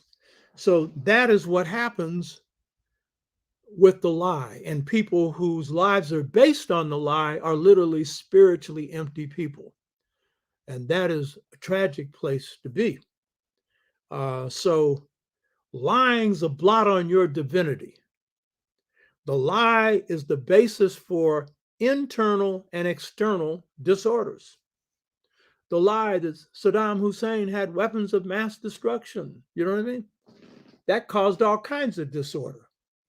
Millions of Iraqis died, thousands of Americans. But what if he did? America's got more than anybody else. You justifying somebody invading this country? Since when's that a justification for invasion? Why, you think you're the only one that's responsible with using weapons? You dropped them on Hiroshima and Nagasaki. That would indicate you're not very responsible. You're the one that should stand up and disarm. And what nation is threatening to invade you? Why you need all these weapons? You could increase the defense budget, but you can't allow an infrastructure plan of $3.5 billion to go through because the rich don't want to pay for it. Because they want to continue to pollute the environment. Because they don't want the poor to get out of poverty. They wanted them to pay their way out. Yet Trump gave them a nice big multi-trillion-dollar tax break. You know what I mean? Trump did that, but that was all right. But don't give anything to the poor. You know, keep them poor. But of course, you won't call it that. You'll call it socialism. I mean, you got socialism for the rich. All your labor goes to the fruits of it, go to them. I was listening to a show on KPFA, listener sponsored, earlier this week. And they were saying that half the homeless in New York work for a living. Half. They just don't make enough to have a roof over their head because of the cost of living. And yet they're treated like they're the criminals. Most urban areas have prohibited so many areas for homeless encampment that I guess they would have to take one of those spaceships that Bezos has, except it ain't going anywhere. It's advertising for the time they will. I mean, they ain't got no place to go except to fight to see that some change will take place. And if you ain't got any compassion, and that's a part of this synthesis of masculine and feminine, then that person may only be thinking of themselves. Oh, but how can you, when you see somebody who could be you up there begging, up there in the rain, up there in the snow or in the sun, whatever it is, without anything, you know what I mean? With a few people that have everything. So the first ancestors, the Twa, called themselves the pure people, and they lived in touch with this order, and this was really the basis for their power and their beauty and the civilizations that they create. So the essence of African manhood and womanhood then is the beautiful truth. This truth is more precious than gold. It is the nourishment of life. The unconditional love of God is an expression of God's superlative character, meaning a character free of blemishes, free of fault, and free of falsehood. So God is the embodiment, the repository of eternal truth. So true human genius is manifested by those who discover one or more of God's truths, not known before. And that usually comes from those who have worked out masculine, feminine synthesis and balance. So I want to conclude by discussing or examining what ancient and traditional Africa and conscious Africans worldwide view to be the model man and the model woman, or what in Eastern thought is called true man or true woman. Of course, in Eastern thought, it's usually called true man. The Kemetic conception, and you know, the reason for dealing with this is the ideal is always important when it comes to establishing a model for anything. And so when you're looking at the ideal, it gives you a better understanding of what you can aspire for.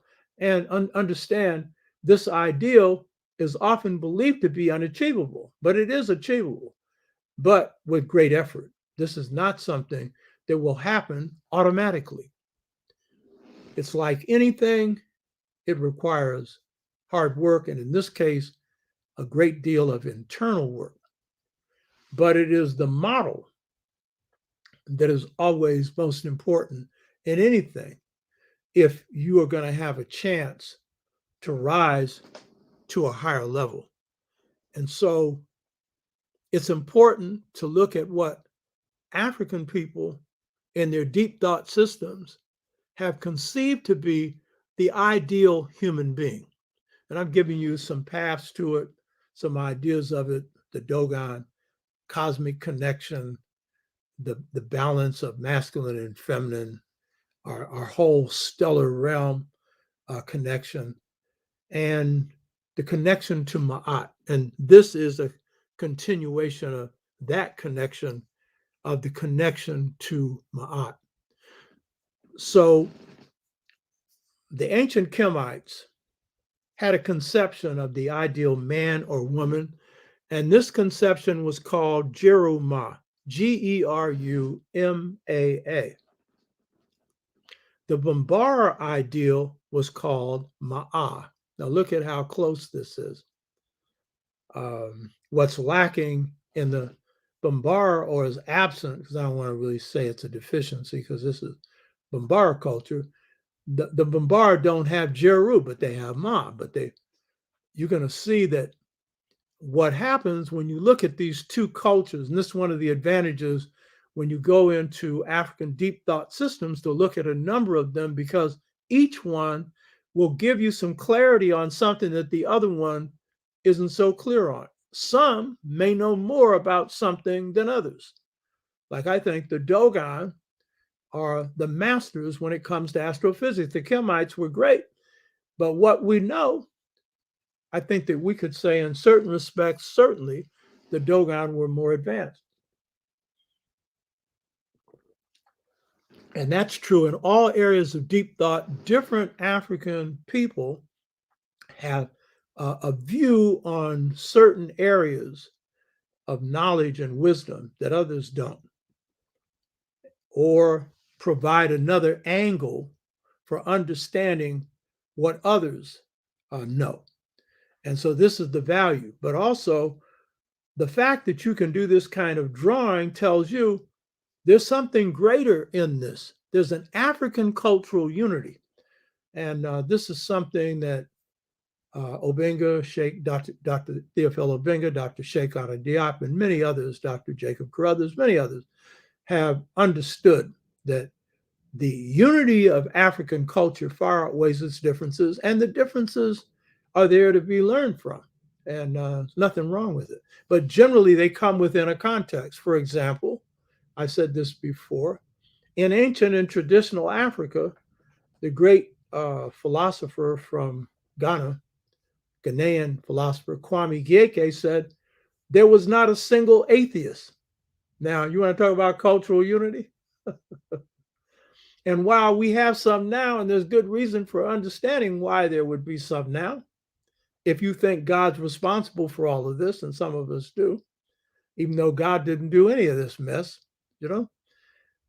still today, it's a minority of Blacks who reject the idea of God. You know what I mean? It's a minority. I mean, this is our nature. We can't help it because we know the force that's within us, you know? So this cultural unity in part explains why when I deal with both the Bambara and Dogon conception of the ideal person, they share so much in common. But the wisdom of each culture also explains why one can provide more clarity in some things than the other. And also the fact that the Bambara culture is still alive, the Dogon, the Kemetic is one that's in the past. It's in books, and it may be expressed in other African civilizations, but Kemet is especially a product of inner African civilizations. So they left a lot of records. But when you have a living culture, you also get a living perspective that will get you more grounded. So for the Kemites, Ma'at was a foundation principle for African philosophy, for African society. It provided the invisible direction for the cosmos. It provided the direction for human beings and the order of their lives. It provided the direction for their judicial system, their political system, their family system, their economy, for all areas of life, for their sciences, for everything. And it was considered to be the beam of the earth, which means it was the center point, as the beam is in a building. And so it's what held things up. So this is extremely important, that a civilization would be directed towards and inspired by truth, even though it didn't always follow it. So I'm not romanticizing Kemet. So it's the model for humanity. It's the ideal for a human being.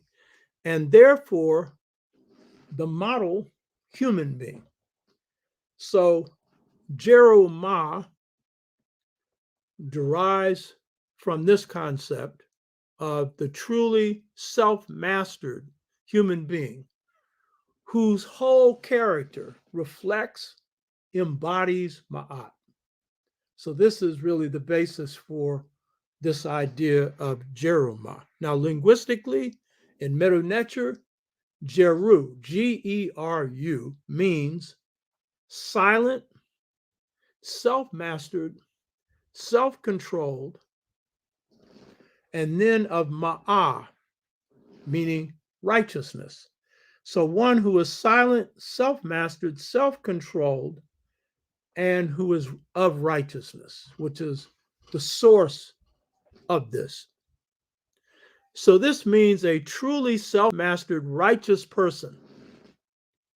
Now, in the term self-mastery, you really got to explore this because it's more than you think.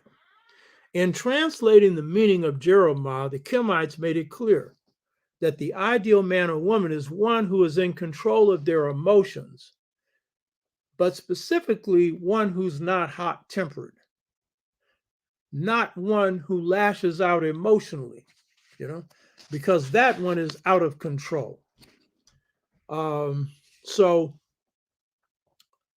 this suggests that this person is one who embodies the Dogon masculine feminine ideal of synthesis, of synthesizing the emotion, intuition, and reasoning and faculties by internalizing, speaking, and doing the truth. Now, the Kemites stress silence as a central quality of the Jeremiah person because they know the value of being quiet and the value of having internal peace expressed through internal communication that a person has with their inner spirit through a process of self-cultivation where they're constantly working on themselves. So it is the meaning of silence that suggests humility that is expressed through being open to learning from anywhere, from anybody. John Coltrane would often say, and I've made this statement before, that He was open to learning from any musician because even the worst could do something he couldn't do. So being open to that. And in ancient Kemet, they had a saying, being open to the wisdom of the women who work in the marketplace, meaning everyday people have wisdom. And in fact, often more than those who are highly educated because they have learned the lessons of life. And in ancient Kemet, they had what they called the eloquent peasant, who was a poor person who had been deprived of his wealth by a rich person, and he testifies against him. And the Pharaoh allows that testimony to teach these higher officials what truth is. And he made the point that truth is eternal and the wrongdoer needs to be punished. And so the teachings of Ptahhotep are held high in Kemetic literature because of the adherence to the truth. So the meaning of silence then is very important. It doesn't mean that this person never talks. It means that they're careful with their speech. Now, if we're going to really understand Jeremiah, then you need to understand Ma'ah. You need to understand the Bambara conception of being this ideal man or this ideal woman. Because they give you some deeper dimensions. You're looking at a living culture. God among the Bambara is called Ma Ngala, M-A-A, and then N-G-A-L-A, M-A-A, and then N-G-A-L-A, which means God. The definition of God in the Bambara culture is infinite force outside of space and outside of time. Infinite force outside of space, outside of time. Again, this indicates some deep understanding of physics, but moral physics, ethical physics, physics of a high order. And they are not telling you that God is a physical entity, but a force. This is consistent with the Chwa idea of God, which they call Ilani, which if you look at the integration trap, generation gap caused by a choice between two cultures, that definition is provided there. So God among the Chwa, they say, is the force that lights up the stars, that provides the inner light to a human being, that provides life to everything that God created, which means everything that God created has spirit and it has power and has intelligence, animate and inanimate. So this conception is perfectly consistent with quantum physics, except it has a moral basis to it. It has an ethical basis to it. It has a spiritual basis to it. It is beauty, pure beauty. And I think it's accurate. As I pointed out before, many highly developed spiritual people say that God is a great white light, which is a great energy. And that's the experience I've had, the most beautiful experience of my life. So the ideal human being for the Bambara is Ma. But guess what? The word for human being in the Bambara language is Ma, M-A-A, suggesting that the human being contains within him or herself the essence of God. We've gone through this before, and I know this is a general belief among most African people. Now, but when we talk about Ma, who is the ideal human being, it's not just any Ma. This is a special Ma. So I know we're all into this equality and everything's democratic, and democracy is our touchstone. It's our nature, but you don't become the ideal anything by just happen to be. This ain't no Bopsy thing. You know what I mean? You just happen to be here and you're ideal. Oh no.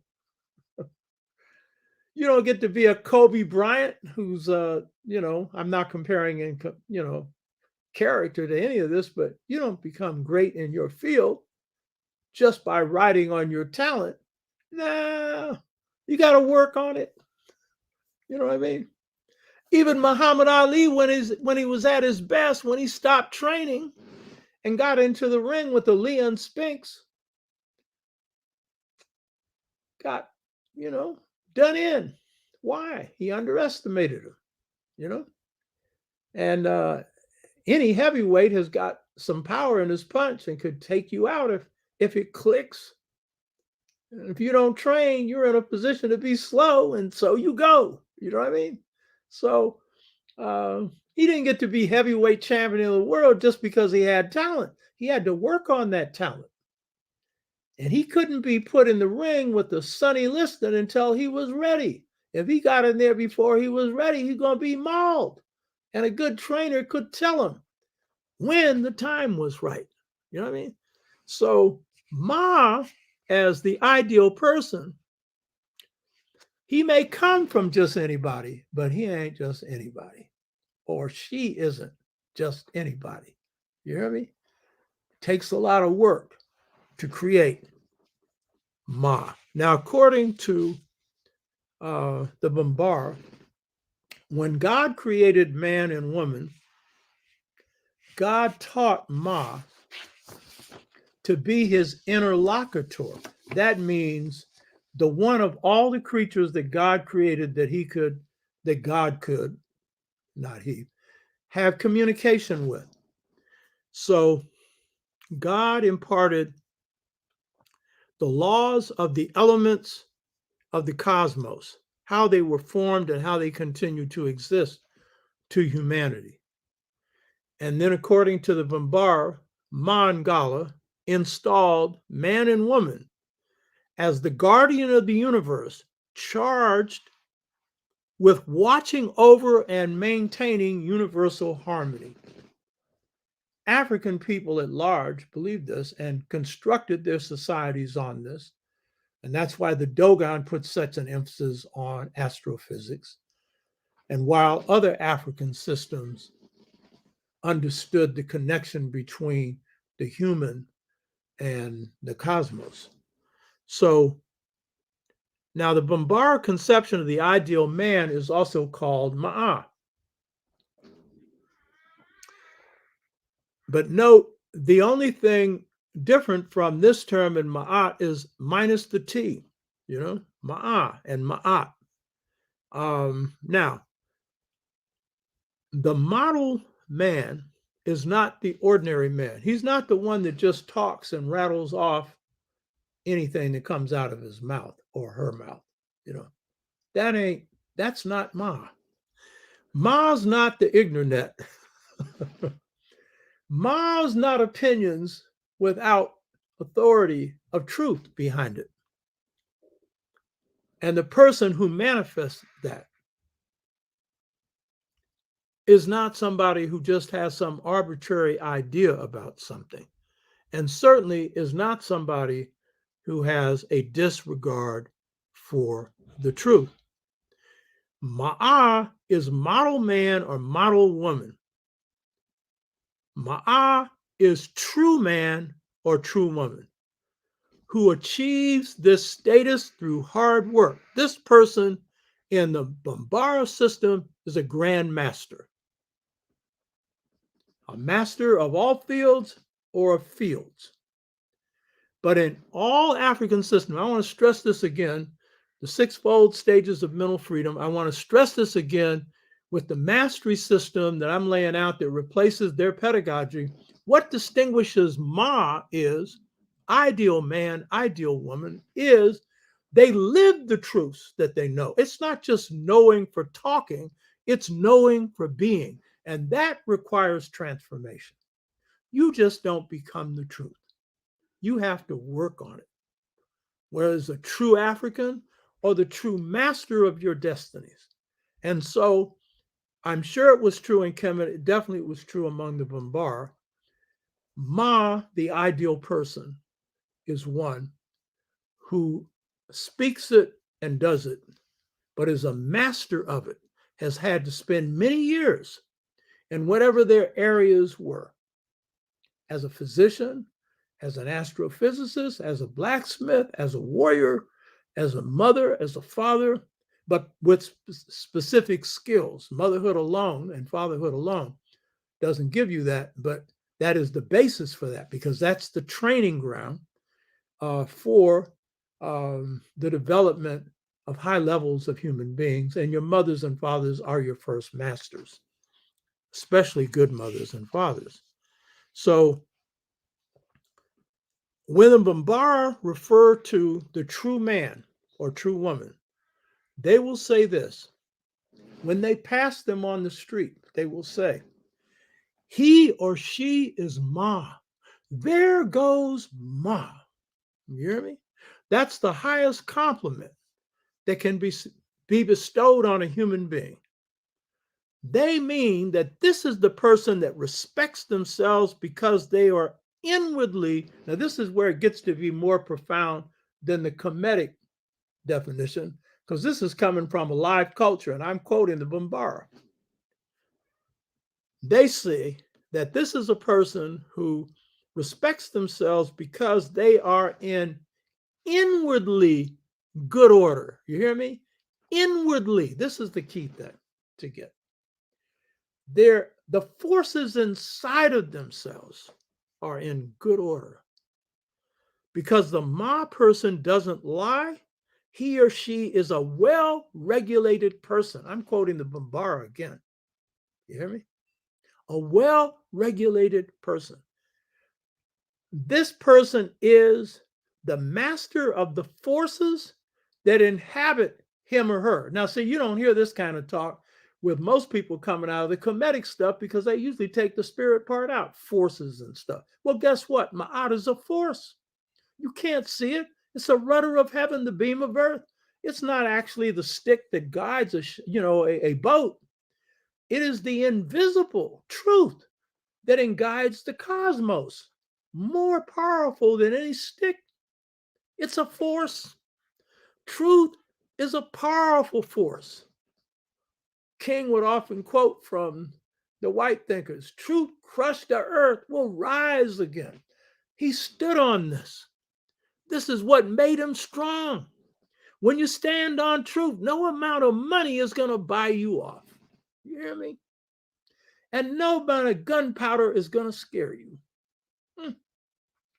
Truth is the greatest power that you can draw from inside yourself. So a person who's in inwardly good order, what a beautiful expression. Who is a well-regulated person, what a good expression.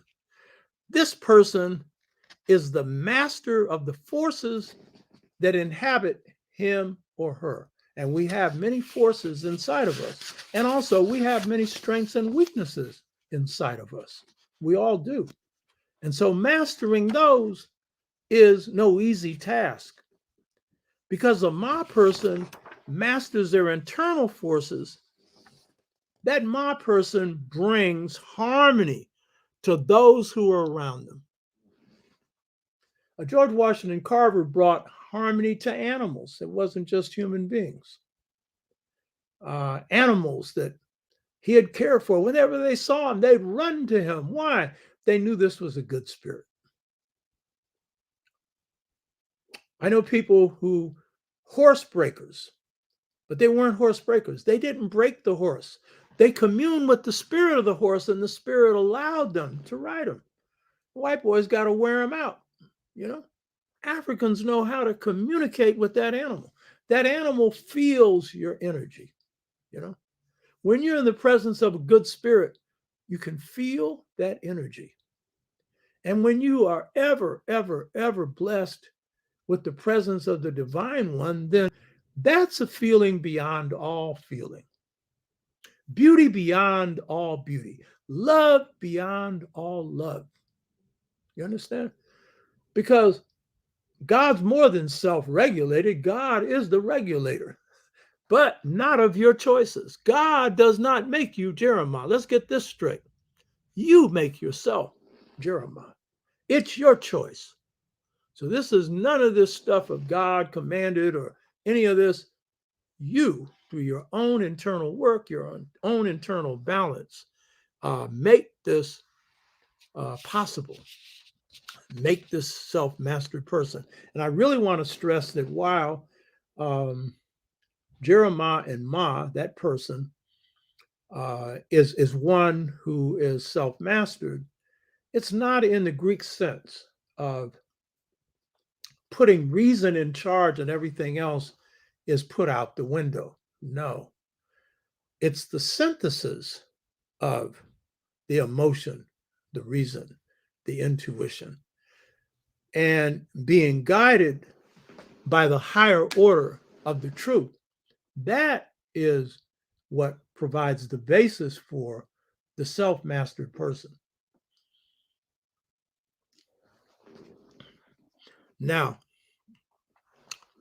when the Jeremiah person was described by the Kemites as a silent one, you might just think of, well, quiet alone is the definition, you know? But the Bombara give us a deeper understanding of the meaning of silence. And one dimension is the discipline of their speech. That is part of the meaning of silence. In other words, being careful with your speech, being spare with your speech, not talking about what you don't know. And so this is a quality of Ma or Jeremiah. It means not to speak recklessly. If you have something to say, be sure that you've been careful with what you have to say. Make sure it's the truth, not something you heard, but you haven't confirmed. The Ma person knows when to hold their tongue. And I really want to say this. I'm not claiming to be a Ma person. I'm working on it. But I could say this. My experience in going through this masculine, feminine synthesis and these trials in life, and then a whole life of this, is one of the greatest lessons I learned was how to shut up. Now, you won't believe it hearing me talking, but guess what? This talk is based on careful work. I put some work into this. I'm not just going off the top of my head. I know we like the top of our head because we see that as improvising. But when we do that, it's off of something solid, you know? But I'm an extrovert in public. I'm an introvert in private. I don't do a lot of talking when I'm at home. It's not just because I'm writing and stuff, but I'm doing my own internal work. But going through this life crisis where I worked on myself for 15 months, for 5 years, one of the biggest lessons I learned was to shut up. I learned that there were times where it was best to hold my tongue, whereas before I'd be quick to always give you this truth on this and this truth on that. But I learned that there are times where the truth falls on deaf ears. Somebody's not prepared for it. Shut up. I learned that sometimes silence is the best thing when you're facing an angry person.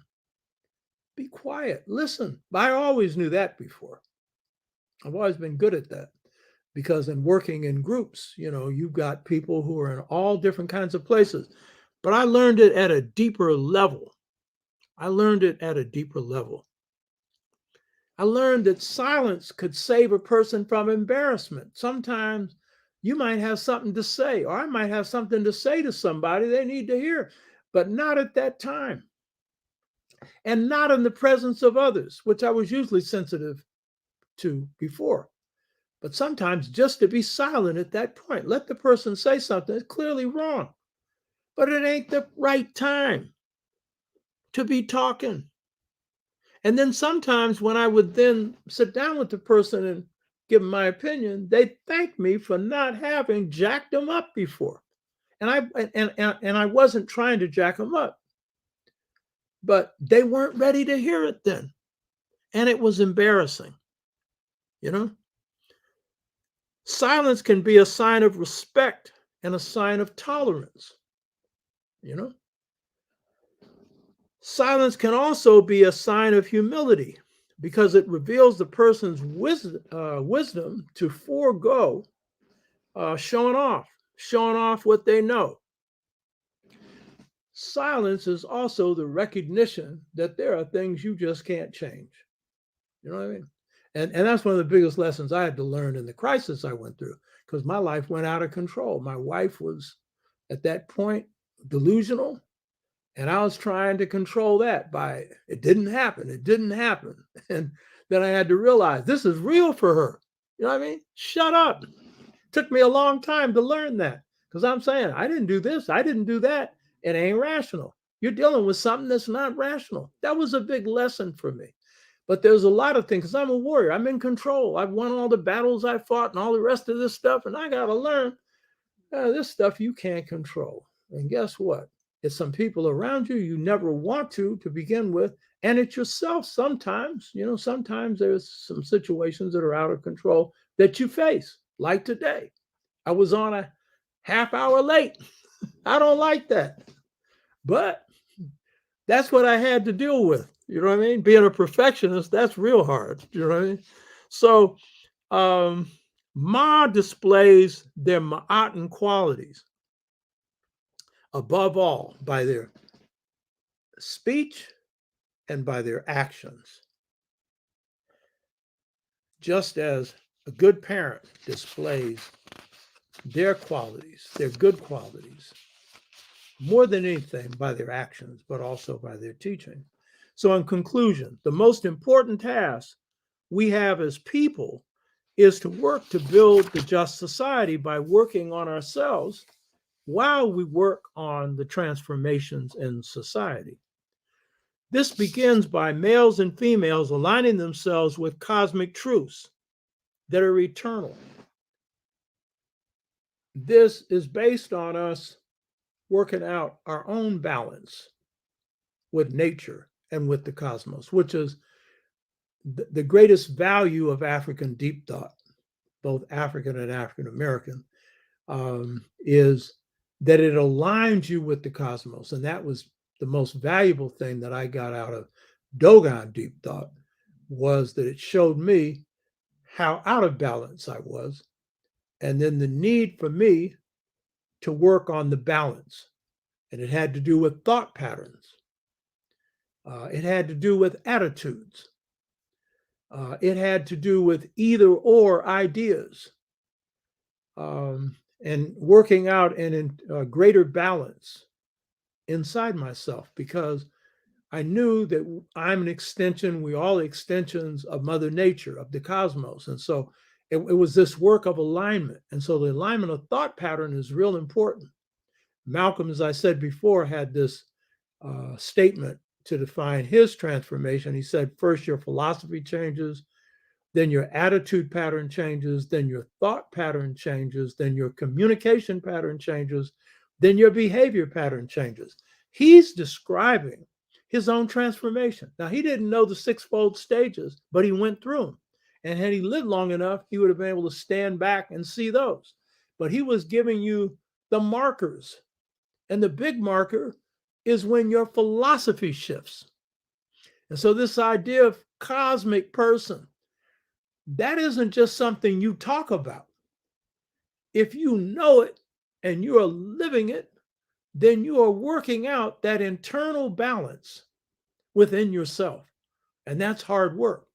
So this idea of the balance and the synthesis of masculine and feminine, this seventh nomo, that is a real good idea for getting in a line with Mother Nature, because if you are supposed to be a cosmic balancer, you need to be balanced, you know?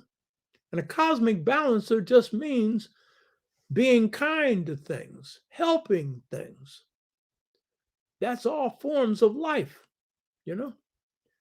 and creating systems that enable that to happen. So we see that wind power, solar power, going to have to replace all this industrial mess that is throwing fossil fuels in the atmosphere. But it's more than that. It's a philosophy of life. It's a philosophy of being. And as we change our concept of what it is to be a human being from just being an individual to a cosmic being, then that puts us in a position to play a greater role in helping to bring balance in the cosmos. If we work to have balance in our relationship with self, it's the basis for balance in our relationship with each other. To have external peace, you need internal peace. To have external love, you need internal love. And if we're going to have balance with each other without one trying to control the other, then we have to have balance inside ourselves. And so Jeremiah and Ma, they provide beautiful ideals that very few cultures have, I should point out. So the Jeremiah Ma, man or woman, is a balancer of internal forces guided by the truth that enables man and woman to assume this awesome responsibility of being guardians and balancers of the cosmos. But to do that, we have to reorder society as well as reorder self. And that's the task for us and for future generations. So I hope you got something out of this. Hotep. Let me see what we have up here.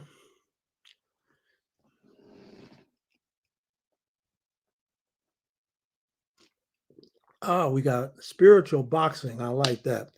The truth, Ma'at, will set you free. Very true. Bruce Watkins, we manifest those negatives in Western culture for power and control. We as African people in America must change this while... Okay, I just got moved off of that one.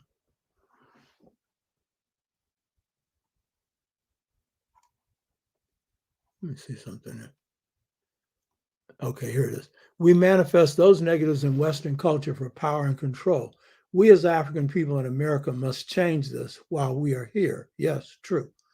Yeah, very true. We got to get out of, if we are in this domain of having to be in control, we need to divest ourselves of that. Though we certainly have to be in control of our lives, and we have to remove the control of others over us as well as over the cosmos.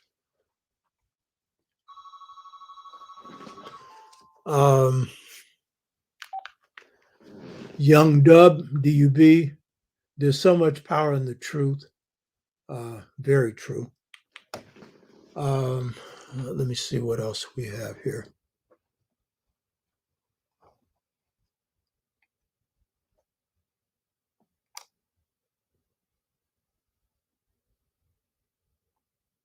Brother Watkins, yes, my brother, God is using you as a vehicle to reach us, to the ones who want to be educated in the truth about ourselves and to reach our highest levels as a people, African people. Yeah, I'm trying to do my little bit, and I know you're trying to do yours. And what you can add to this is your insights, your wisdom, and also what you're doing in terms of improving the lives of Black folks and humanity. Bruce Watkins, blessing Brother Tashaka, yes, holding them accountable and checking them in their talk and actions, knowing who you are and where you come from helps us deal with this in our everyday life. Yeah, very true. That's a real key thing. And I think some of us have more internal peace than others. Some of us are born with more. Some of us come into this world with some turmoil. It's not just what happens to us in the society. I believe in past lives, and I think people come in with issues they have to work on. Mine was, the biggest one was the feminine, We all have big tasks in life, and that's usually where our crises are. So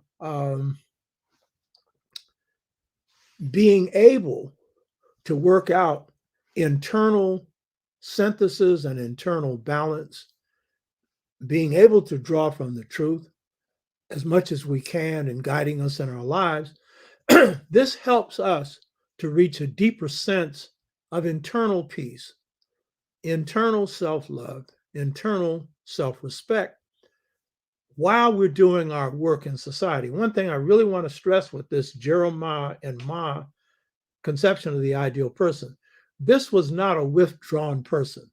This was not a person who went into retreat and just meditated. This was a person who, through the trials of life, used the will, the knowledge, the truths that they had gained to uplift humanity, to work with humanity.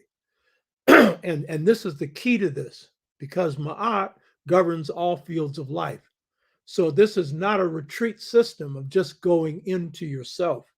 In fact, it's a system where you grow through working with and in helping others and through being helped by others. The greatest value for me in being involved in the Black freedom movement were the truths that I learned. And where did I learn them from? In most cases, from everyday Black folks, and then from some great masters, and from my enemy. But wherever I learned it from, that was the greatest reward. I mean, it opened my eyes. It put me on the path of my destiny. That all came through serving something greater than myself. And I think that's true with anybody. So when you're doing your best to fulfill your gifts, that is the greatest joy in life. My friend, my best friend, Kay Indies Solowazi, that painting is not as far out as it usually is. You see the guy dancing there in the back. He's a historian and a scholar, but in his heart of hearts, he's an artist. He's a painter. He does all kinds of different kinds of artistic work. And he was making the point that greatest joy in life is creative, and it doesn't just mean as an artist or a poet, or it's in whatever area your domain is, because that's what's going to uplift humanity. So that is the greatest joy and purpose in life is to find it out. That's what we went through on the series of God Within. That's just an introduction to know your heart, mind, to know your ka, or your destiny. And the greatest joy, one, is to discover it, and two, is to work on fulfilling it. That's the purpose of life. See if there's any others here. Tito District, happy Saturday, Dr. Tashaka, and chats. Right on. Sun Temple, Black Power Family. I hear that. And I see we got some new comments on the bottom. So let me see what they are.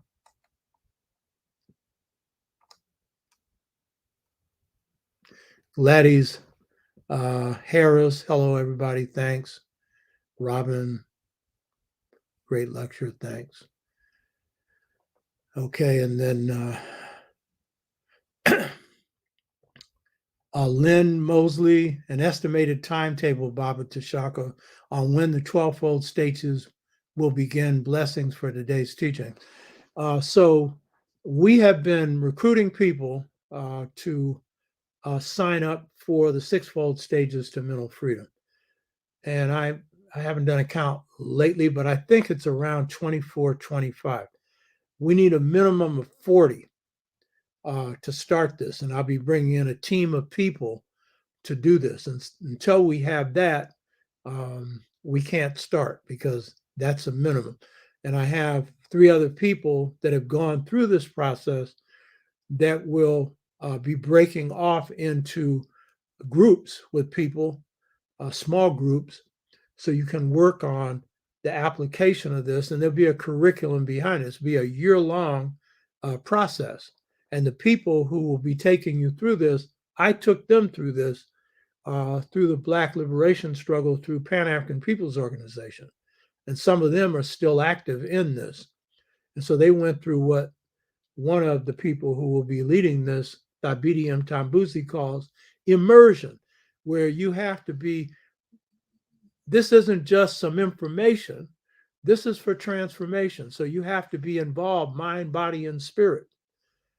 But this is for identity transformation.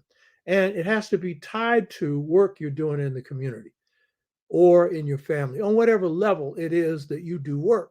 So this is how this transformation really takes place. Otherwise, it's just a repetition of the Western system where you're reading something and regurgitating it.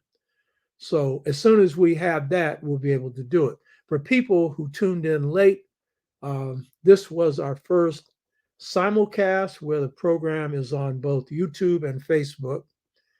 And as one of our people have suggested, the way for us to get to more viewers is for us to post these shows on your site. If you have a Facebook site, post the show.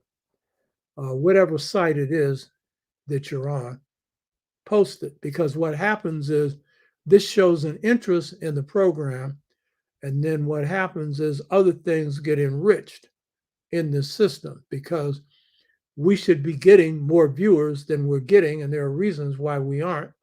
And I'm getting help on that. As I pointed out in the beginning, Brother Agarwa is one of those who has volunteered his talents, his computer talents, to help overcome this, because I am definitely not an expert in this area. So do whatever you can to push this show to get more people to watch it.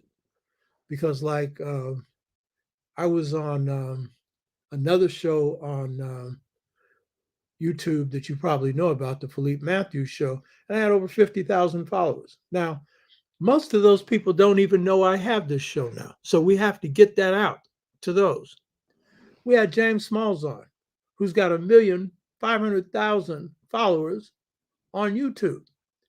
And yet that show didn't draw the numbers, not because you didn't watch it, but because others didn't know about it. And it's because of things we have to do to get a broader viewership. So I'm getting some technical help, and I appreciate it, so that we can get this message out.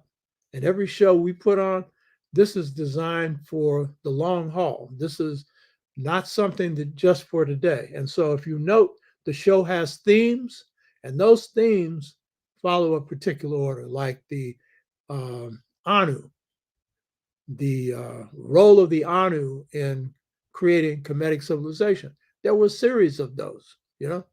The Twa, in terms of giving birth to humanity.